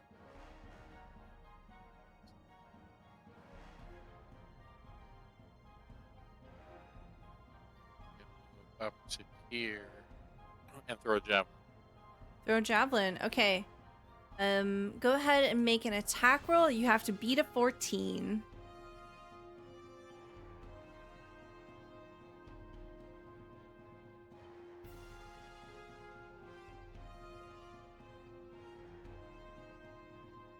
thought I clicked on, right? Yes, 22 is absolutely a hit. Go ahead and roll me some damage. 8. Okay. Now, Yeah, so that is unfortunately halved. You launch this javelin. All of you watch this masterful throw. It pierces the creature right in the back. So you see this stick essentially sticking out of it. You see a big plate of igneous rock come crashing down. A plate just falls to the ground, exposing its back. You see magma beginning to leak out. And slowly your javelin is sinking further into the creature, slowly getting devoured by the magma. A very devastating blow. Anything else for your turn? no, that'll be it. Okay.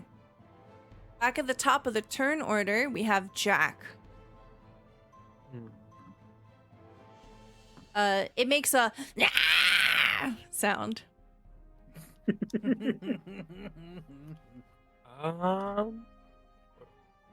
Perfect sound. Well done. Thank you. Beautiful. For those who require the immersion. Mm-hmm. I just like sounds. Yeah. There's not much I can do yet. Say, Miss Dungeon Master. Hmm. I speak Ignan. What does that translate to? It says, "You motherfucker." Wait a second. Well, damn. Did Yeah, you these hear what he things said? these things are spicy. I guess I will attempt to. I think I'm just gonna do another bardic inspiration. This one for Ratchet, Okay. and then stay in the shadow of the rock till they get closer. Very good. Ring. What does your bardic inspiration smell like? Smell Yeah. right now like burnt moss. Okay. Gotcha. A smell of burnt moss permeates the air around you.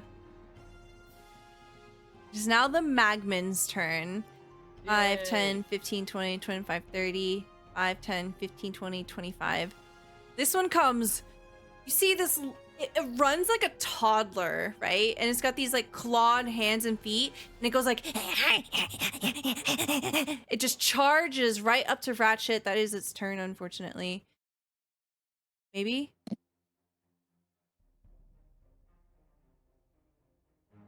It still has a bonus action.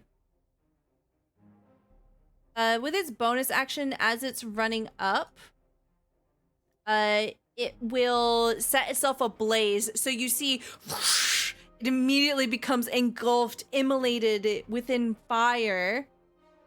So there's a 10-foot radius of light, which is kind of unimportant right now, but it's still really cool. It now go suplex some lava. No. That's just light. It's nothing. It doesn't like hurt you or anything like that. It's just light. And Yeah. then 5, 10, 15, 20, 25, 30. This one comes rushing forward. Does the same thing. Also, I'm just going to point out, Leon, you did say that they weren't close enough. Problem solved. 5, 10, I 15, couldn't run up to 20. them.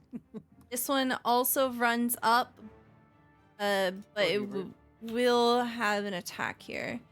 You are bathed in this fiery light, Hubert, as this magman reaches up and tries to touch you.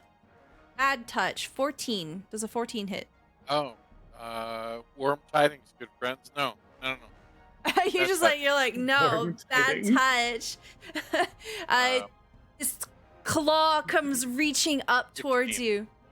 16. It doesn't hit. You just sort of slap it away. Leon, it's your turn. I find my Suplex, shield suplex, suplex. These are made of fire, yes. Made of lava. They're made out of lava with fire on the inside. Well, no, fire on the outside too. Yeah, okay, so no. Yeah, so yeah, fire, yeah. Suplex, suplex. They are Oh. fire. Think how cool it would look. Leif would be really impressed as long as you made sure Okay. Leif could see it. Eliza But- is watching. Here's the thing. Yeah, also Eliza's watching. Here's the thing. Would it be fun? Yes. However, I like having fur. So You have two different healers. Oh my gosh.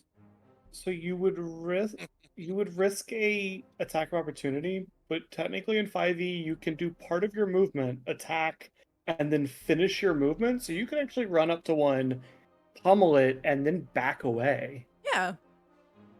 Just the hit and run suplex. And only if you kill it does it explode. Just don't kill it. Yeah, okay, fine. Alright, You fine. you absolutely don't have to. I'm just pointing out that is an option because a lot of players forget that you can do Well, that. I was gonna ask if there was, because it's 20 feet to like go over, because walking around this would take more than movement, right? Then because I go straight from here down, Why it's not 20 here? feet, but because I'm around. Okay, but what So if you if you're climbed on worried top of about- it and Oh, Wait a dropped? minute. You're talking about this? Oh, you're talking about the one that's by you. I'm sorry. It's closer. Or Yeah, you I'm- climb on I'm- top and do a flying arm bar. Dude. Go fly! Oh my gosh. All humble folk dream of flying. All right. You know what? Fine. I'll cave. What we're gonna do is he's gonna go on top of here, which is like, I don't know, 2 squares of movement. And how far is this? 20 feet. Cool. So that'd be all of my movement anyway. Yeah, just don't He kill will- it. Yeah, I just won't kill it. I'll try. With the encouragement of everybody around me, telling me to do this sort of stuff, I'm going to jump off and go to, like, I guess, clothesline the one that's right by Ratchet. All right. So as I'm flying in the air, I'm gonna, like, hit it like that. Okay, that sounds like Hell an yeah. unarmed attack. It is an unarmed attack. You get to do this at advantage because you're doing it from stealth. Sweet. I forgot what I roll for unarmed. Oh, it's right in my thing. What's this one? Oh, no weapon. Well, I don't have my weapon. I guess I would have my weapon hidden. So what? Because there's one that says no weapon, and then there's one that says unarmed strike on its own. Which one should I click?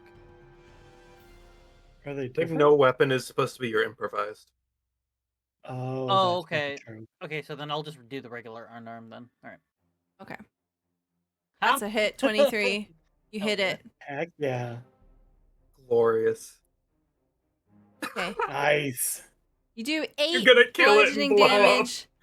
I just blew it up, didn't I? No. Good. You Non-magical you blood. do 4 damage to it total as you suplex right. it. It is hot, hot, Yeah. hot. It goes. "Ah!" It's the new version of hot potato. Yeah. Yeah. Mhm. So I think what Leon will do is, as he's jumping in the air, he's gonna hit it with like a clothesline. So basically, what a clothesline is, for those who don't know, is a wrestler will normally throw someone into the ropes, and when they come back, they'll have their arm stretched out like this, and they'll hit them right in the throat with their arm, and they'll go down to the mat.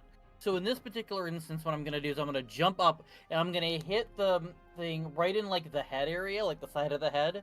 And as it's gonna be like almost like a forearm shot right to the head, and Leon's gonna drop down, and he's gonna try and roll out of the way a little bit, so he's not landing on top of it. Okay. And yeah, if it's permitted, if I could just do just a little bit of a roll, so I'm not laying on top of the. Yeah. So I'm gonna go ahead and do a dexterity saving throw for it. It failed. So you actually smack it right into the throat, and it falls down. So it is now laying down on the ground. That's prone. Great. Yeah. You know what that alright. means? No reactions. Yeah. So if you want to get out of there, well, hold on. 10, That was my 30. So 15, why- 20, that's why 25. You have. Are you 25? I'm 30. 30. Or You did I- you or can did I move math it one more wrong? space. You can You move. had been. Okay. So you can like I'm go gonna here go if you want. Yeah, okay, I'll go there. Yeah, Yeah. okay. That's why I asked if it was permitted, because I thought I ran out of my movement. Oh, you're good. You're good. Gotcha. Okay. Okay. Then I'm there. That's my movement. Great I did turn. my thing. Leif, it is your turn. Okay, so seeing this opponent in front of Ratchet has been knocked down prone and now is a more challenging target. I level my sword staff in the direction of Hubert, who's on, I guess this is a rock between me and him, but I can Yeah. see this flamey enemy poking out from the edge of the rock. Yes, you can And I see this one. I aim my sword staff in that direction, and again, feathers bristling as I embrace the source of my power, I unleash another shard of ice in the direction, and frost erupts around him. Frostbite. DC 14. Heck yeah. Con. 9. It fails. 6 points of frost. It's not the noise it makes. I don't know why I made that noise. And I shout at it. In Yeah, it hits Indian. me with ice and goes, Shut the fuck up. Sounds kind of weak to me. What does that Yeah. translate to, Stella? What is life hearing? It goes, "Ah!" Which And I shout means in Ignan at these fiery beasts. And your mother's next. Where's she at? it goes, which means at my house, you little bitch. I don't know. Do you want to move? Wow. I'm Man. pretty comfortable where I'm at. All right, The energy of Ratchet. these things have really changed as soon as we Okay. could understand them. Right? Ratchet. See, some things you like. Some questions you don't really need the answers to. You know, like they're better left as mysteries. Ratchet, it's your turn. Head this way. Okay. I know that's gonna cost me an attack of opportunity from this thing. It will attack at disadvantage because it's on the ground. 13. 13 will not hit me. which is Tries great. to reach for your ankles and it doesn't make purchase. I'll use my bonus action to transfer my Hunter's Mark to the one that's on the ground. Okay. And I will take another arrow shot at it. I believe it's at disadvantage since it's prone. Yes. Okay. Well, it's a good thing that You have to hit a 14. Hmm? 14. You have to hit a 14. And you've got It's a good thing I have the bardic inspiration though. You can choose to use Um, it before Stella tells you if it's a success or fail. It's fine. Okay. 17 That is a hits. 17 with disadvantage, so I can take that. And then it's a total of 10 damage, so 5 again when it's reduced.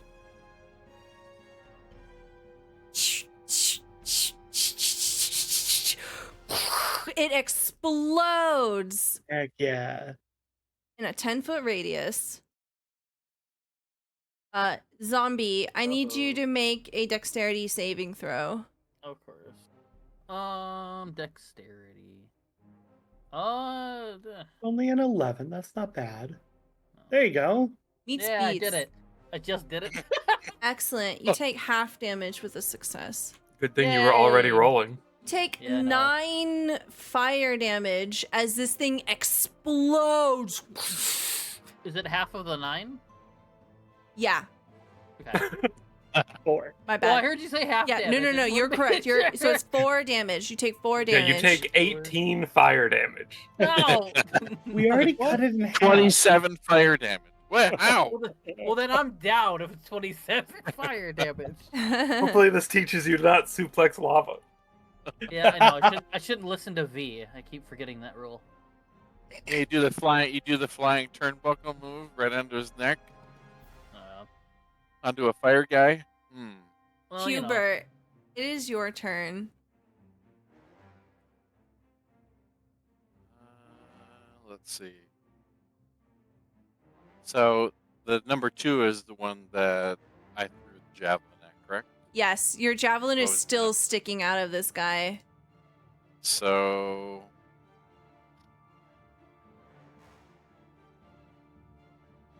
No, it's not. It's number 2, isn't Okay. it?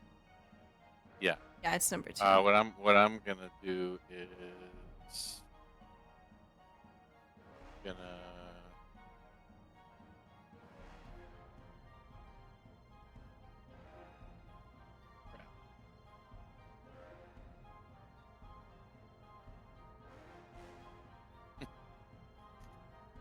I'm gonna take a swing because if I try and move away, I get an attack of opportunity from each one. Don't If know if you're I want really to push my clever, luck. you could kill both of them. Yeah, and just survive the explosions. Don't think I have the durability for that. You could spin around 1, so you're taking 1 attack of opportunity, and then you're only able to get blown up once. I'm gonna swing at the one that I've already injured with my. This. I guess I'm just gonna do attack with my short sword instead Okay. of the long sword. Right? I'm sure it'll be fine. Please roll me an attack. You have to beat a 14. 13. You miss. You swing your short sword, and this creature, for a split second, it grabs onto the sword, and it just sort of gnashes its teeth at you. And then it lets go. Anything else for you? Nope, that'll be it. Hey, Jack, it's your turn. Someone's in a bit of a sticky wicket. So, I'm going to attempt to sneak up around this one. Okay. And then Jack is going to use their rapier to kind of like wrap it around the thing's neck and pull it away from Hubert. Hootenanny. Okay. Go ahead and roll stealth at advantage. 18. Okay. It doesn't see you. You get into position. I'm going to need an athletics check from you to haul it away.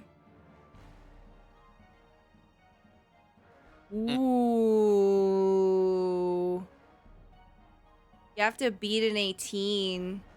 It's possible. I believe in you. You got this. After I should not have believed in you. 16. So I had my own close. bardic inspiration. Hold on. Hold on. Hold on. Holding.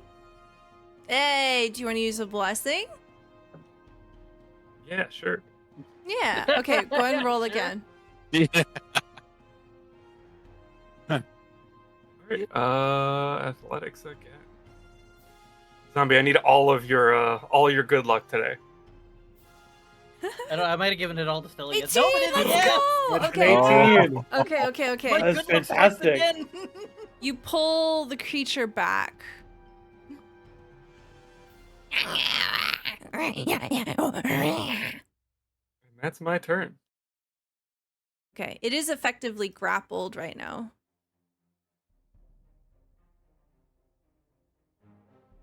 It is now the Magman's turn. This particular one is grappled. Where's the grappled? It will try to break free from you. Go ahead and roll me athletics check. Oh. Ooh, It's Look, the I'm point not- was to get it away. nat one. it's I 9 was gonna say, beats your you gotta natural roll one. It does? Yes. So it is free, but it will turn around and focus on you. So it is now facing you. You are no longer stealthed. But that is its action, fortunately. This one up here with the javelin sticking out of it goes. You rolls a 9, which is a miss. Unfortunately, does not hit. I mean, fortunately. Oh, I forgot I had that 20. So, damn. No. No, No. Oh, yeah. No. Yep. No. you know what? Fuck it. This is my game. I'm gonna roll my nat 20 here, so I'm gonna double the damage. God. So you take 10. Take 10 fire damage as it crits. It wheels around. What it does is it yanks the javelin out from the front. You had hit it from the back. It pulls it out of the front, and then it smacks you with your own javelin, which is currently on fire. That's 10 fire damage to you. Okay, but what does it say as it does that? It goes. I can translate for you. It says, you stink. Hmm. You stink, and I'll burn all your stink away. Okay. Oh. That's very nice of them. Leon, Good it's offer. it's your turn. Oh Lord.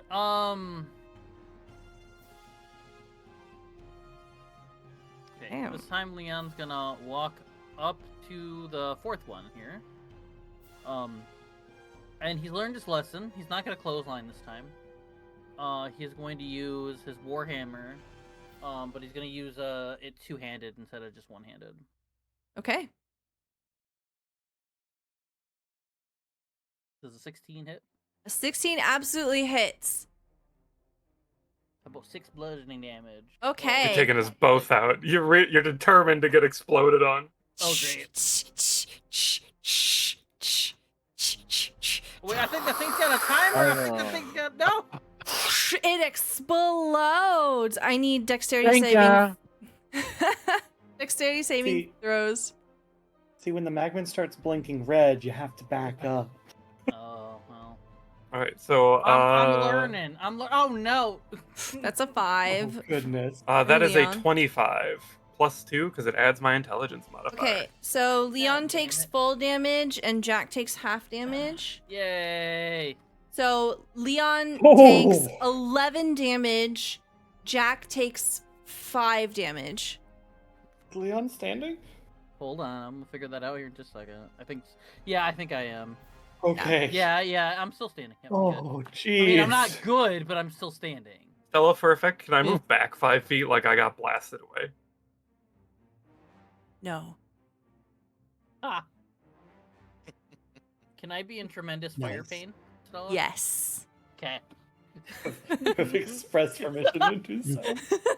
I So am I allowed to translate, be? Ow! I translate Leon's complaints into Ignan. It hurt. You see the last remaining Ignan just middle finger. Translate this. Yeah. Leon, it's technically still your turn. You can move if you want. What I do 20, so I would still have 30. I still have 10 more. I get run over here, pop this. No, one, no. What? No. Move away Wait, from throw it it. at Leon. Oh, you guys want me to go away from Maybe- it? maybe- The two sit ranged down. people are about to take a turn. Please don't stand next to the last thing that No, gets no, no. exploded. No, no, Ratchet is just zombie, watching zombie, Leon zombie. be in the explosion. Zombie, what would Leon do? True. That's Yeah. absolutely the correct question. You've learned you can withstand it. Would Leon think this is a trial of strength? Yeah, that's what Leon would do. Let's go. Okay. Stella, we're a great influence. Oh my god. Yeah. Hilarious. Leaf. I wanted to be more step Oh. up with my characters. That's what I get. Leaf hops forward. He's got 40 feet of movement, so he moves 30 feet forward. Jesus. He's gonna unleash another Because he keeps hopping. frostbite. Whoosh! Wait, Okay. did Leon actually move in closer? Leon's Leon. Uh-huh. Uh-huh. Mm-hmm. A Yeah, everyone's 12. gonna It blow up. fails. 2 points of cold damage. Goes crisp. You see it take the cold damage to the face, but it is still up. Oh my goodness. Leon, You better run! I shout in Ignan. fly, you fools! Ratchet, it is your turn. Burn, you Okay. fools. Ratchet will move to here. Bonus action to switch my hunter's mark to the last magman But as he like knocks an arrow and readies himself, he's gonna say, "The two of you get clear," and I'm gonna ready an action to shoot the magman when both of them are out of the way. Okay. Mm. You ready your action. Hubert, it's your turn. Remember that if you want to dodge as your action instead of attacking, you Oh, won't take yeah. attack of opportunities. I'll do disengage or dodge. Hmm. Okay. Cool. Where do you want to move? Is it called just dodge? It's disengage. You were Just right. disengage. Disengage. Yeah. Yeah. Mhm. Do you have to roll anything for that? No, you're It's just just using your action to not take attacks of opportunity. Oh. It's essentially saying that when you move, you're being extra careful, and that takes your focus, so you can't do another action. Mm-hmm. Hubert hides behind Leaf. Perfect. Okay. Jack, it's your turn. Jack's going to go here and try to pull Leon away from it. Okay. You started here? Yes, 5, 10, 5, 15 10, movements so 15. far. 20. It'll take you 25 to get here. And then, wait, no. Shit, where are you? You're here? 5, 10, 15, 20. It'll take you 30 movement to do this because it's basically considered difficult. Okay. Okay. So to get to where it is right now, Yeah, to get to, like, right here. what if instead of... hold on. Can't move a zombie back. Oh, yeah. So this is 15. Yeah, so 5, 10, 15. Yep. Can I just, like, pull Leon behind me without moving myself? What if you just move south 2 squares and pull him 2 squares? The thing is that Jack doesn't have enough movement because pulling someone would take technically like it takes take your 20 movement. movement. Oh, Yeah, okay. Exactly. It's an extra. It's Okay, like I see. difficult terrain when you're Yeah. driving somebody. I yeah. see. So could I use the last 15 to move only Leon, but I'm staying here? This would be I'd 10. still be in the blast then? You still wouldn't have enough because you would need 5 more in order to move Leon like I this. mean, would it help if I'm gonna I plan on disengaging and moving anyway? Problem is the Magman goes next. Is the True. thing. Yeah, Alright. that's true. Then I'm going to try to shove it away. Okay. Roll me athletics. Maybe you can knock This it seems down. familiar. It rolled a 13. You have to beat a 13. But I 9. was given a blessing by Cardman. Okay. Yeah, you can have it. Okay, re-roll your 9. You have to beat a 13. It's a 12. Oh! You like try to shove the Magman. The Magman like locks hands with you, like laces fingers with you. Oh, test of strength. Let's go. Aww. Aww. Oh, Wait, no, okay. that's bad. It's gonna try to touch Oh. you. I'm gonna use my nat 20. Oh. I'm gonna use my nat 20. Okay, you take 14 fire damage. Jesus Christ. So you All right, lock well, I'm hands. down. Hot hands. I mean, oh, that's both of them. Okay, cool. You still got to be the martyr. Try saving zombie. Yeah. That's This is his a turn. valuable lesson to learn. Dang. Leon, it's your turn. You see in the corner of your eye, Jack tries to come and save you, tries to shove this Magman away, locks hands with Jack instead. Jack goes down. Jack is unconscious next to you. What do you do?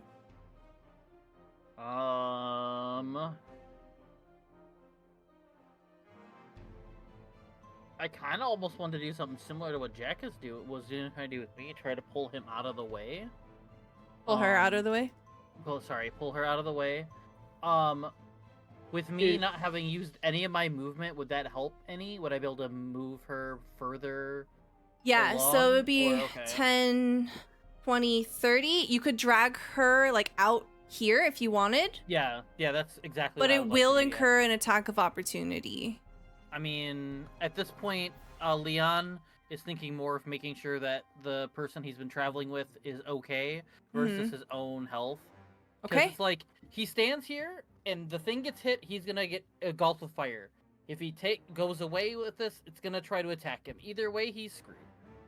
So. Okay. So you grab her and you start to pull back. The attack of opportunity comes out. It unlaces its hands with Jack and goes, "Ah." This is where Stella uses her third nat 20. It would be really funny, but I feel like that'd be unfair. I'm going to save it. It rolls an 11. What's your armor class? My armor class is 12. Hey, let's go. You managed to gonna say, please have dive more than an 11. out of the way. You drag Okay. her out to safety. This is the maximum distance you can go. As long as That- it's out of the range, so it's fine. Okay? That sets off my gonna attack, say that. yes? Yeah. Yes. So you get an attack here. Okay, a 19. 19 is a hit. Oh, I still have disadvantage selected. That's not true anymore. And a total of 6, so only 3 because of the decrease. 3 is all you needed. Describe to me what Oh, this very looks good. like. It's another one of those, like, a little bit of ice along the edge of the arrowhead as it flies from the bow. And sort of in one fluid motion because one hand is already back by his shoulder. As he sees the arrow flies, he's going to grab his cloak and he's going to make a beeline for Jack as he whips it off to put out the fire that's on her. Okay. And literally just like tackled on top of her. Okay. Ratchet desperately begins to douse the fire off of Jack's body as she is unconscious. Flames are erupted around you. They are manageable if you deal with them now. Leon, you feel immense pain. Your body is screaming with it. Hubert, you have been wounded, but you've dealt with worse before. You managed to stand strong, and Leif, you are untouched. I whistle, and with the whistle, I unleash magic of healing word. And there's a mote of light that flies out and tucks under Ratchet's cloak that he's thrown over Jack. And Jack feels the warm, the cool and calming sensation of healing from healing word. Okay. So Jack, you heal 6 hit points. Jack, breath Very nice. fills your lungs suddenly, and you are struck awake with sudden energy. You have a cloak billowing above you. You only see darkness. You smell.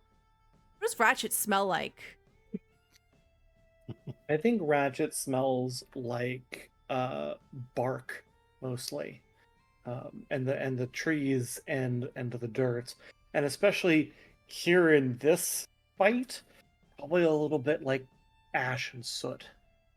There's a strong scent of wilderness around you, Jack. It feels pressed in close. It takes you a minute for your eyes to focus and realize where you are, what's happening, and you realize that you have the weight of a fabric billowing onto you as Ratchet successfully takes out the fire that was on you.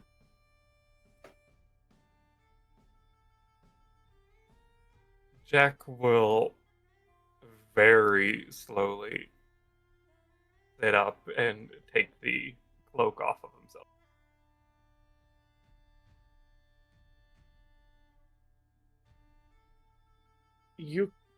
As you sit up and the cloak comes off of you, you can see kneeling next to you is Ratchet, and you actually watch as the look on his face transforms from direly concerned to utterly relieved.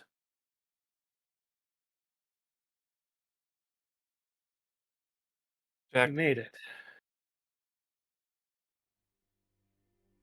glances at you for a moment, trying to get their bearings from being displaced and blasted. Seems it was not today.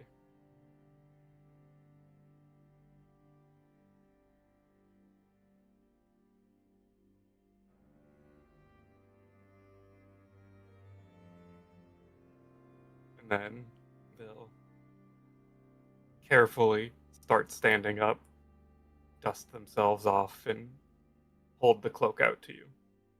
After using prestidigitation. They do not clean the cloak.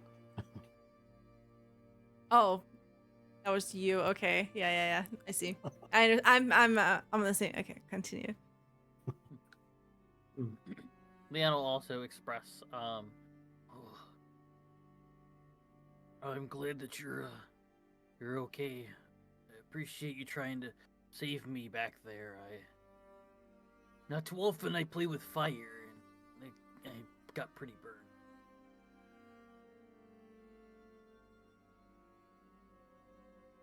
Of course. You fought very valiantly. Leif swishes his elongated staff around. Man, I was going to jump in there. I was going to smack him. You know, the trick is you don't kill him. You just knock him out. Well, now I know. Listen, I'm usually pretty good about knocking them out. I didn't realize they had a timer when you killed them. Now I know for next time. Jack glances over at Ratchet. Did make you a compromise after all. Besides, if I'm going to die, there's a couple of people I'd like to be there. Well,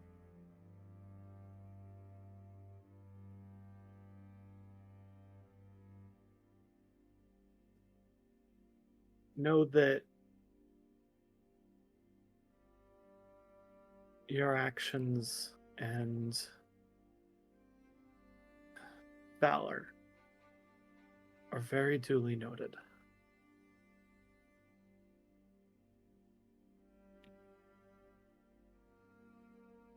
It's around here that you hear a voice pipe up from the direction of the wagon as Eliza goes, Are they gone? Is everything okay? I think. So there are still scorch marks on Jack, even though they were healed. There's a couple of patches of missing, and on their left shoulder, there's just a hint of what looks like ink peeking out from some of the scorched fur. It's an incomplete symbol. There.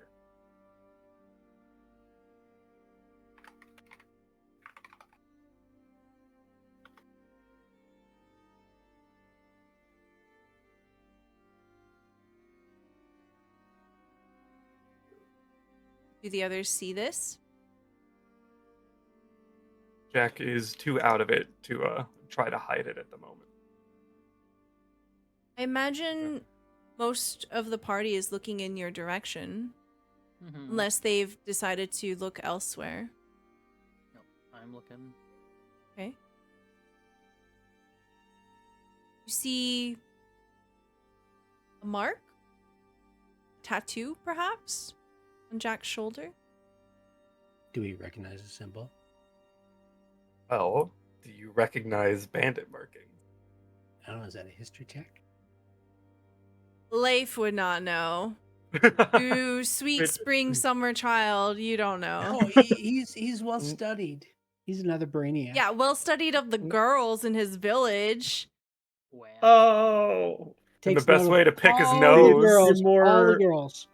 the more worldly experienced Ratchet might know. Go ahead and roll a history check. Not good at those. Hey, a 17 though. How about that? Jack, you can interpret this how you want. So, It's not easy knowledge. It looks familiar, but you don't have the full symbol. As you're thinking back over different markings, seems like something of allegiance. And maybe it stokes the suspicions you had before, till it finally clicks that you're looking the mark of a bandit. Someone who used to infiltrate into groups. Ratchet will keep this fact to himself.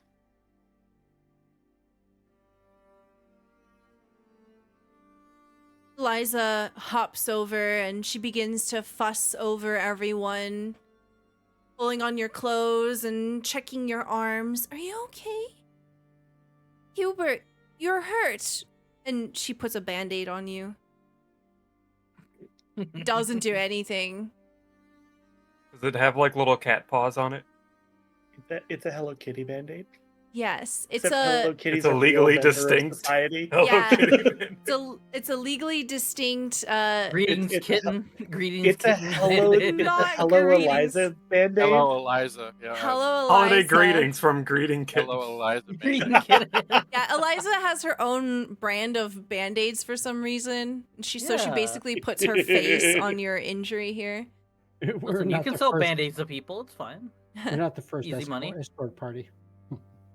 Jack, as you're starting to slowly get situated with yourself, you realize that you've taken more damage than you realize.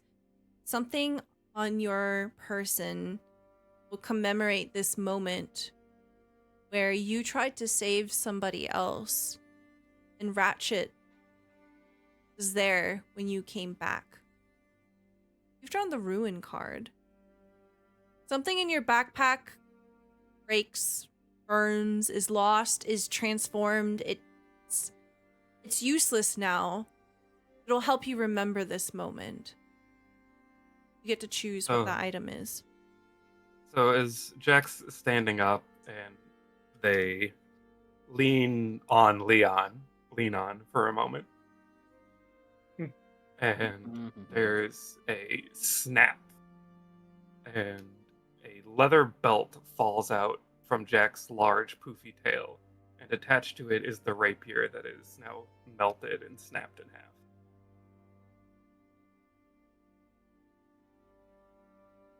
Her rapier had been very thin, almost like a needle. In quick moments between blinking, she would hide it and attach it to her tail. It is now broken.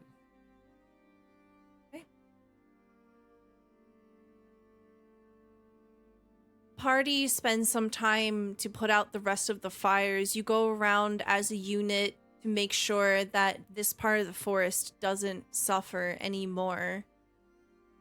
As the fires of the Magman are put out, you are left with little more than rock, hardened dirt, and ash. There are really no components, unfortunately, to gather from them, other than this ash of a Magman. I take Magman Ash. Okay. There are 4 samples. Thank you. I think as we're like putting out fires and cleaning things up and all that, the others probably notice that Ratchet is like constantly darting his eyes not just around the area to see like, oh, did we miss any? Was there a 5th one here? But also to the other members of the group, especially those that got hurt in the fight, and probably seems the most anxious of any point in this journey thus far.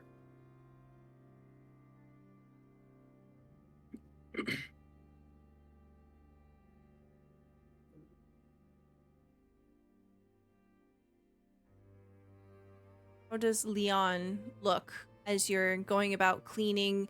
And this is probably the closest you've been to the fire problem that is threatening Humblewood.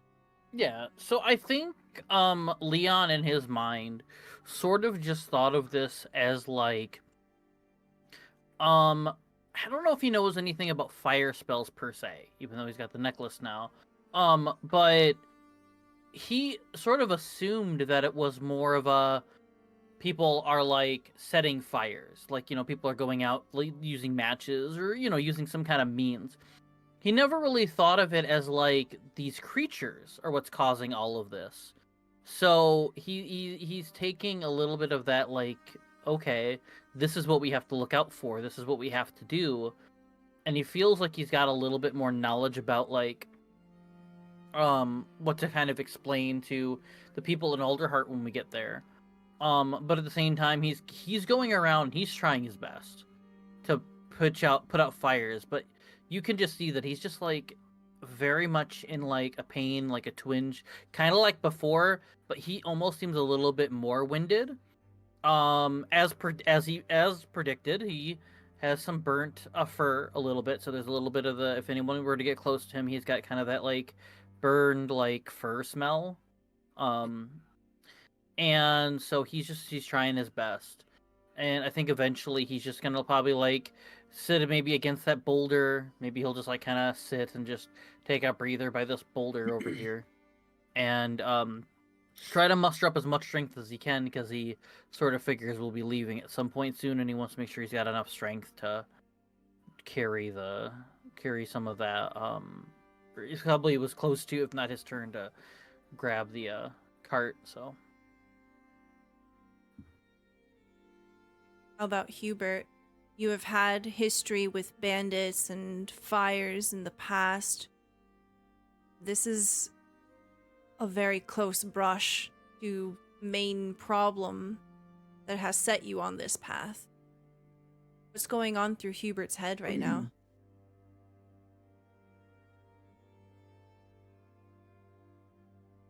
Who's gonna need any more healing? So, which of you two?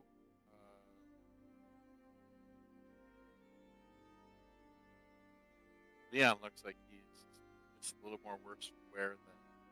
Yeah, if you were to look at him, he almost looks like he's got 5 hit points. While Jack is struggling, they would wave off any attempt to try to heal them. Leon's just you can kind of look at him. He's kind of like had his eyes closed a little bit, kind of taking a breath. So he's not. If you were to come up to him, he wouldn't really necessarily push you away, but he's not like very much not aware of his surroundings at the moment. It really makes you feel like you've got 5 hit points. Yeah.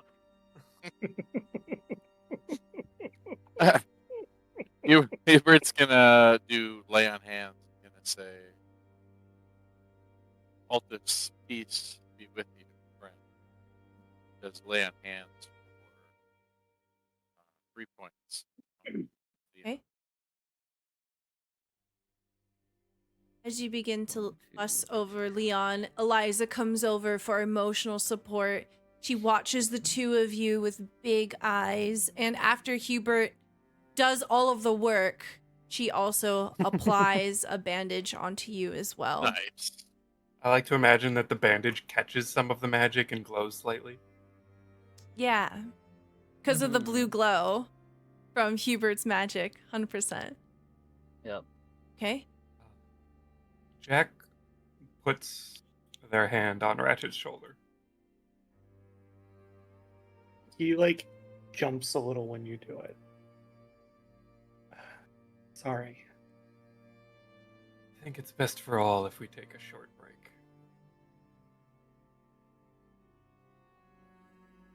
Yeah, probably. Are you okay?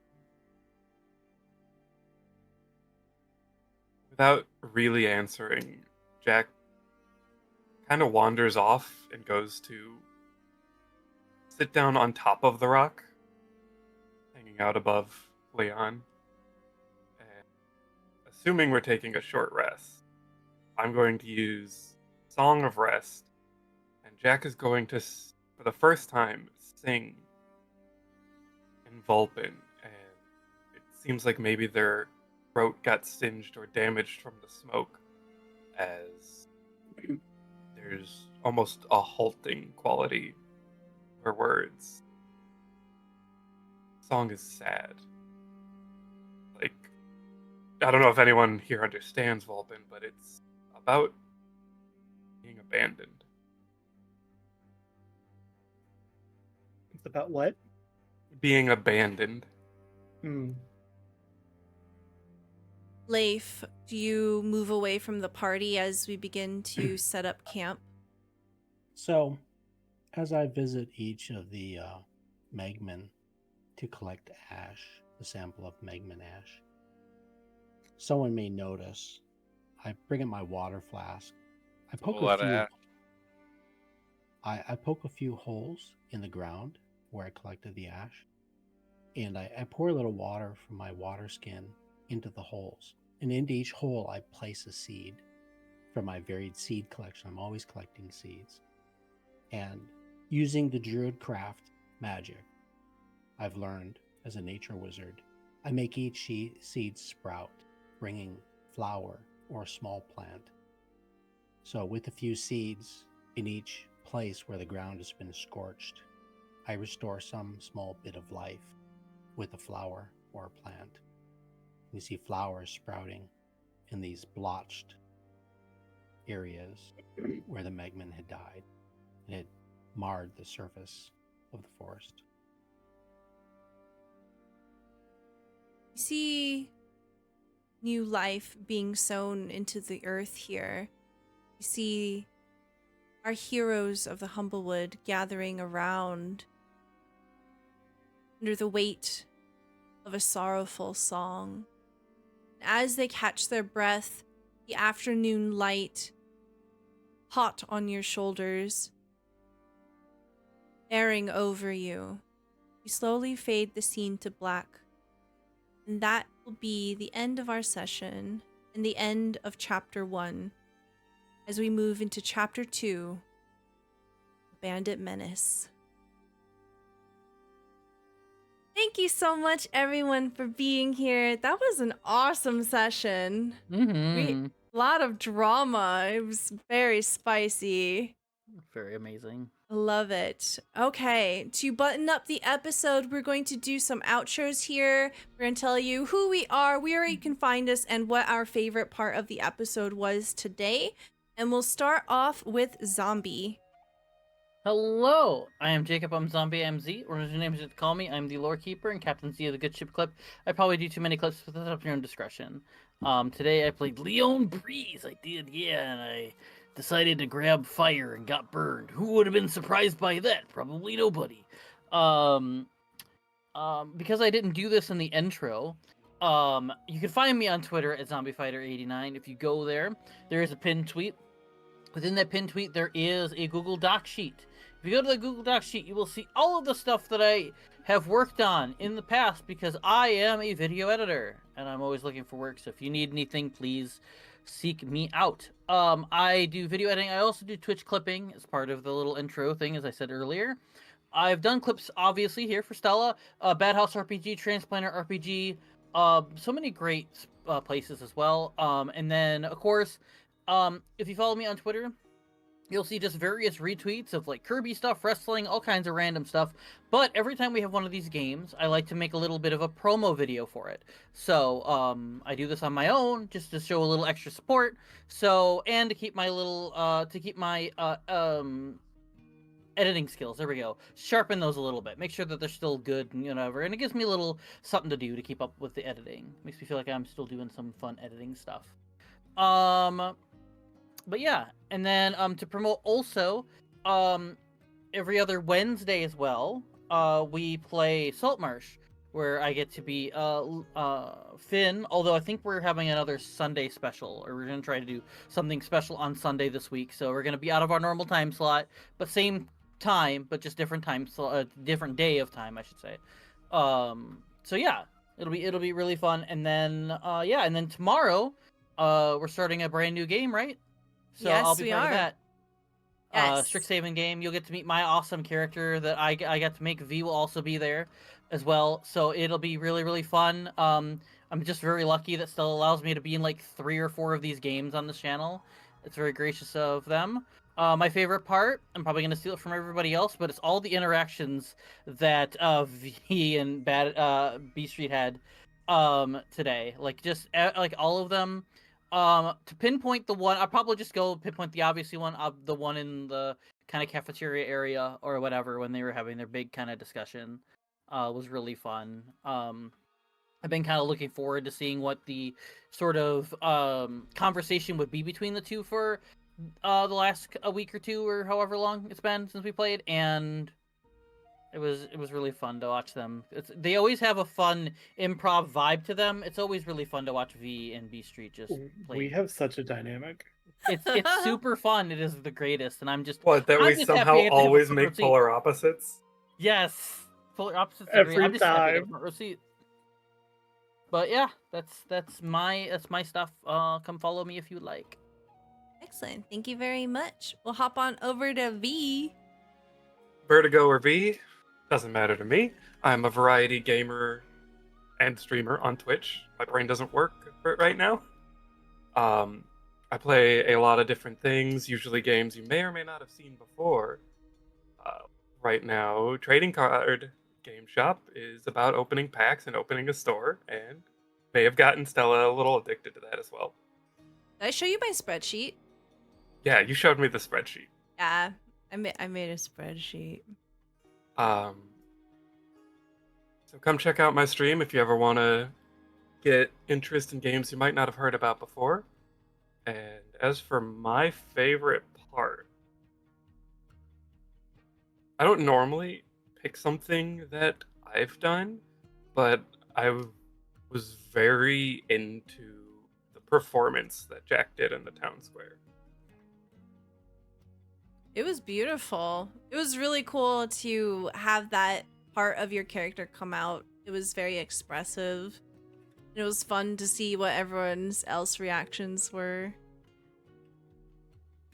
Thank you very much. Hop on over to IncognitoBurrito. Hey everyone, thanks for joining us tonight. Had a lot of fun. You can find me hanging out here with these folks on Stella's Discord. Favorite part of the evening, definitely involving Jack's performance and her with the fairy fire display, and then the subsequent rolling in the mud afterwards. So thank you again for having me. Thank you for being here. Hop on over to GeekDice. Hey, folks. I always have fun playing these games, and tonight's no different. This was a great session. I agree. I think everybody enjoyed the interaction between our two MVP players. That was outstanding, and plus at the end, kind of bringing it to some form of a resolution. It definitely was a step, an important step, I think, in that relationship. And my character kind of takes all that in. Yeah, great fun. So I'm GeekDice. You can find me here, find me on X, and great game. Thank you very much. We'll hop on over to B Street. Hey guys, I'm B Street Holmes or Matthew. I'm on Twitter. I'm also on Stella's Discord, and I play Ratchet, our maybe softening a little bit ranger. And I have a hard time finding something I didn't love in this night's adventure. Like anything you pick, I'm like, that's a candidate for favorite moment. We kind of bullied C a little bit, but honestly, the clothesline was freaking awesome, and I'm so happy that we ended up having you do that, even if we did kind of pressure you into it. And I will apologize. I thought that their explosion was 5 feet, not 10 feet, so I didn't think you were gonna get caught in that. Listen, I'm at 5 hit points. I survived. It's fine. But no, that was just really cool, and I know it's very much in line with your character concept. So I'm always excited to see that get to play out.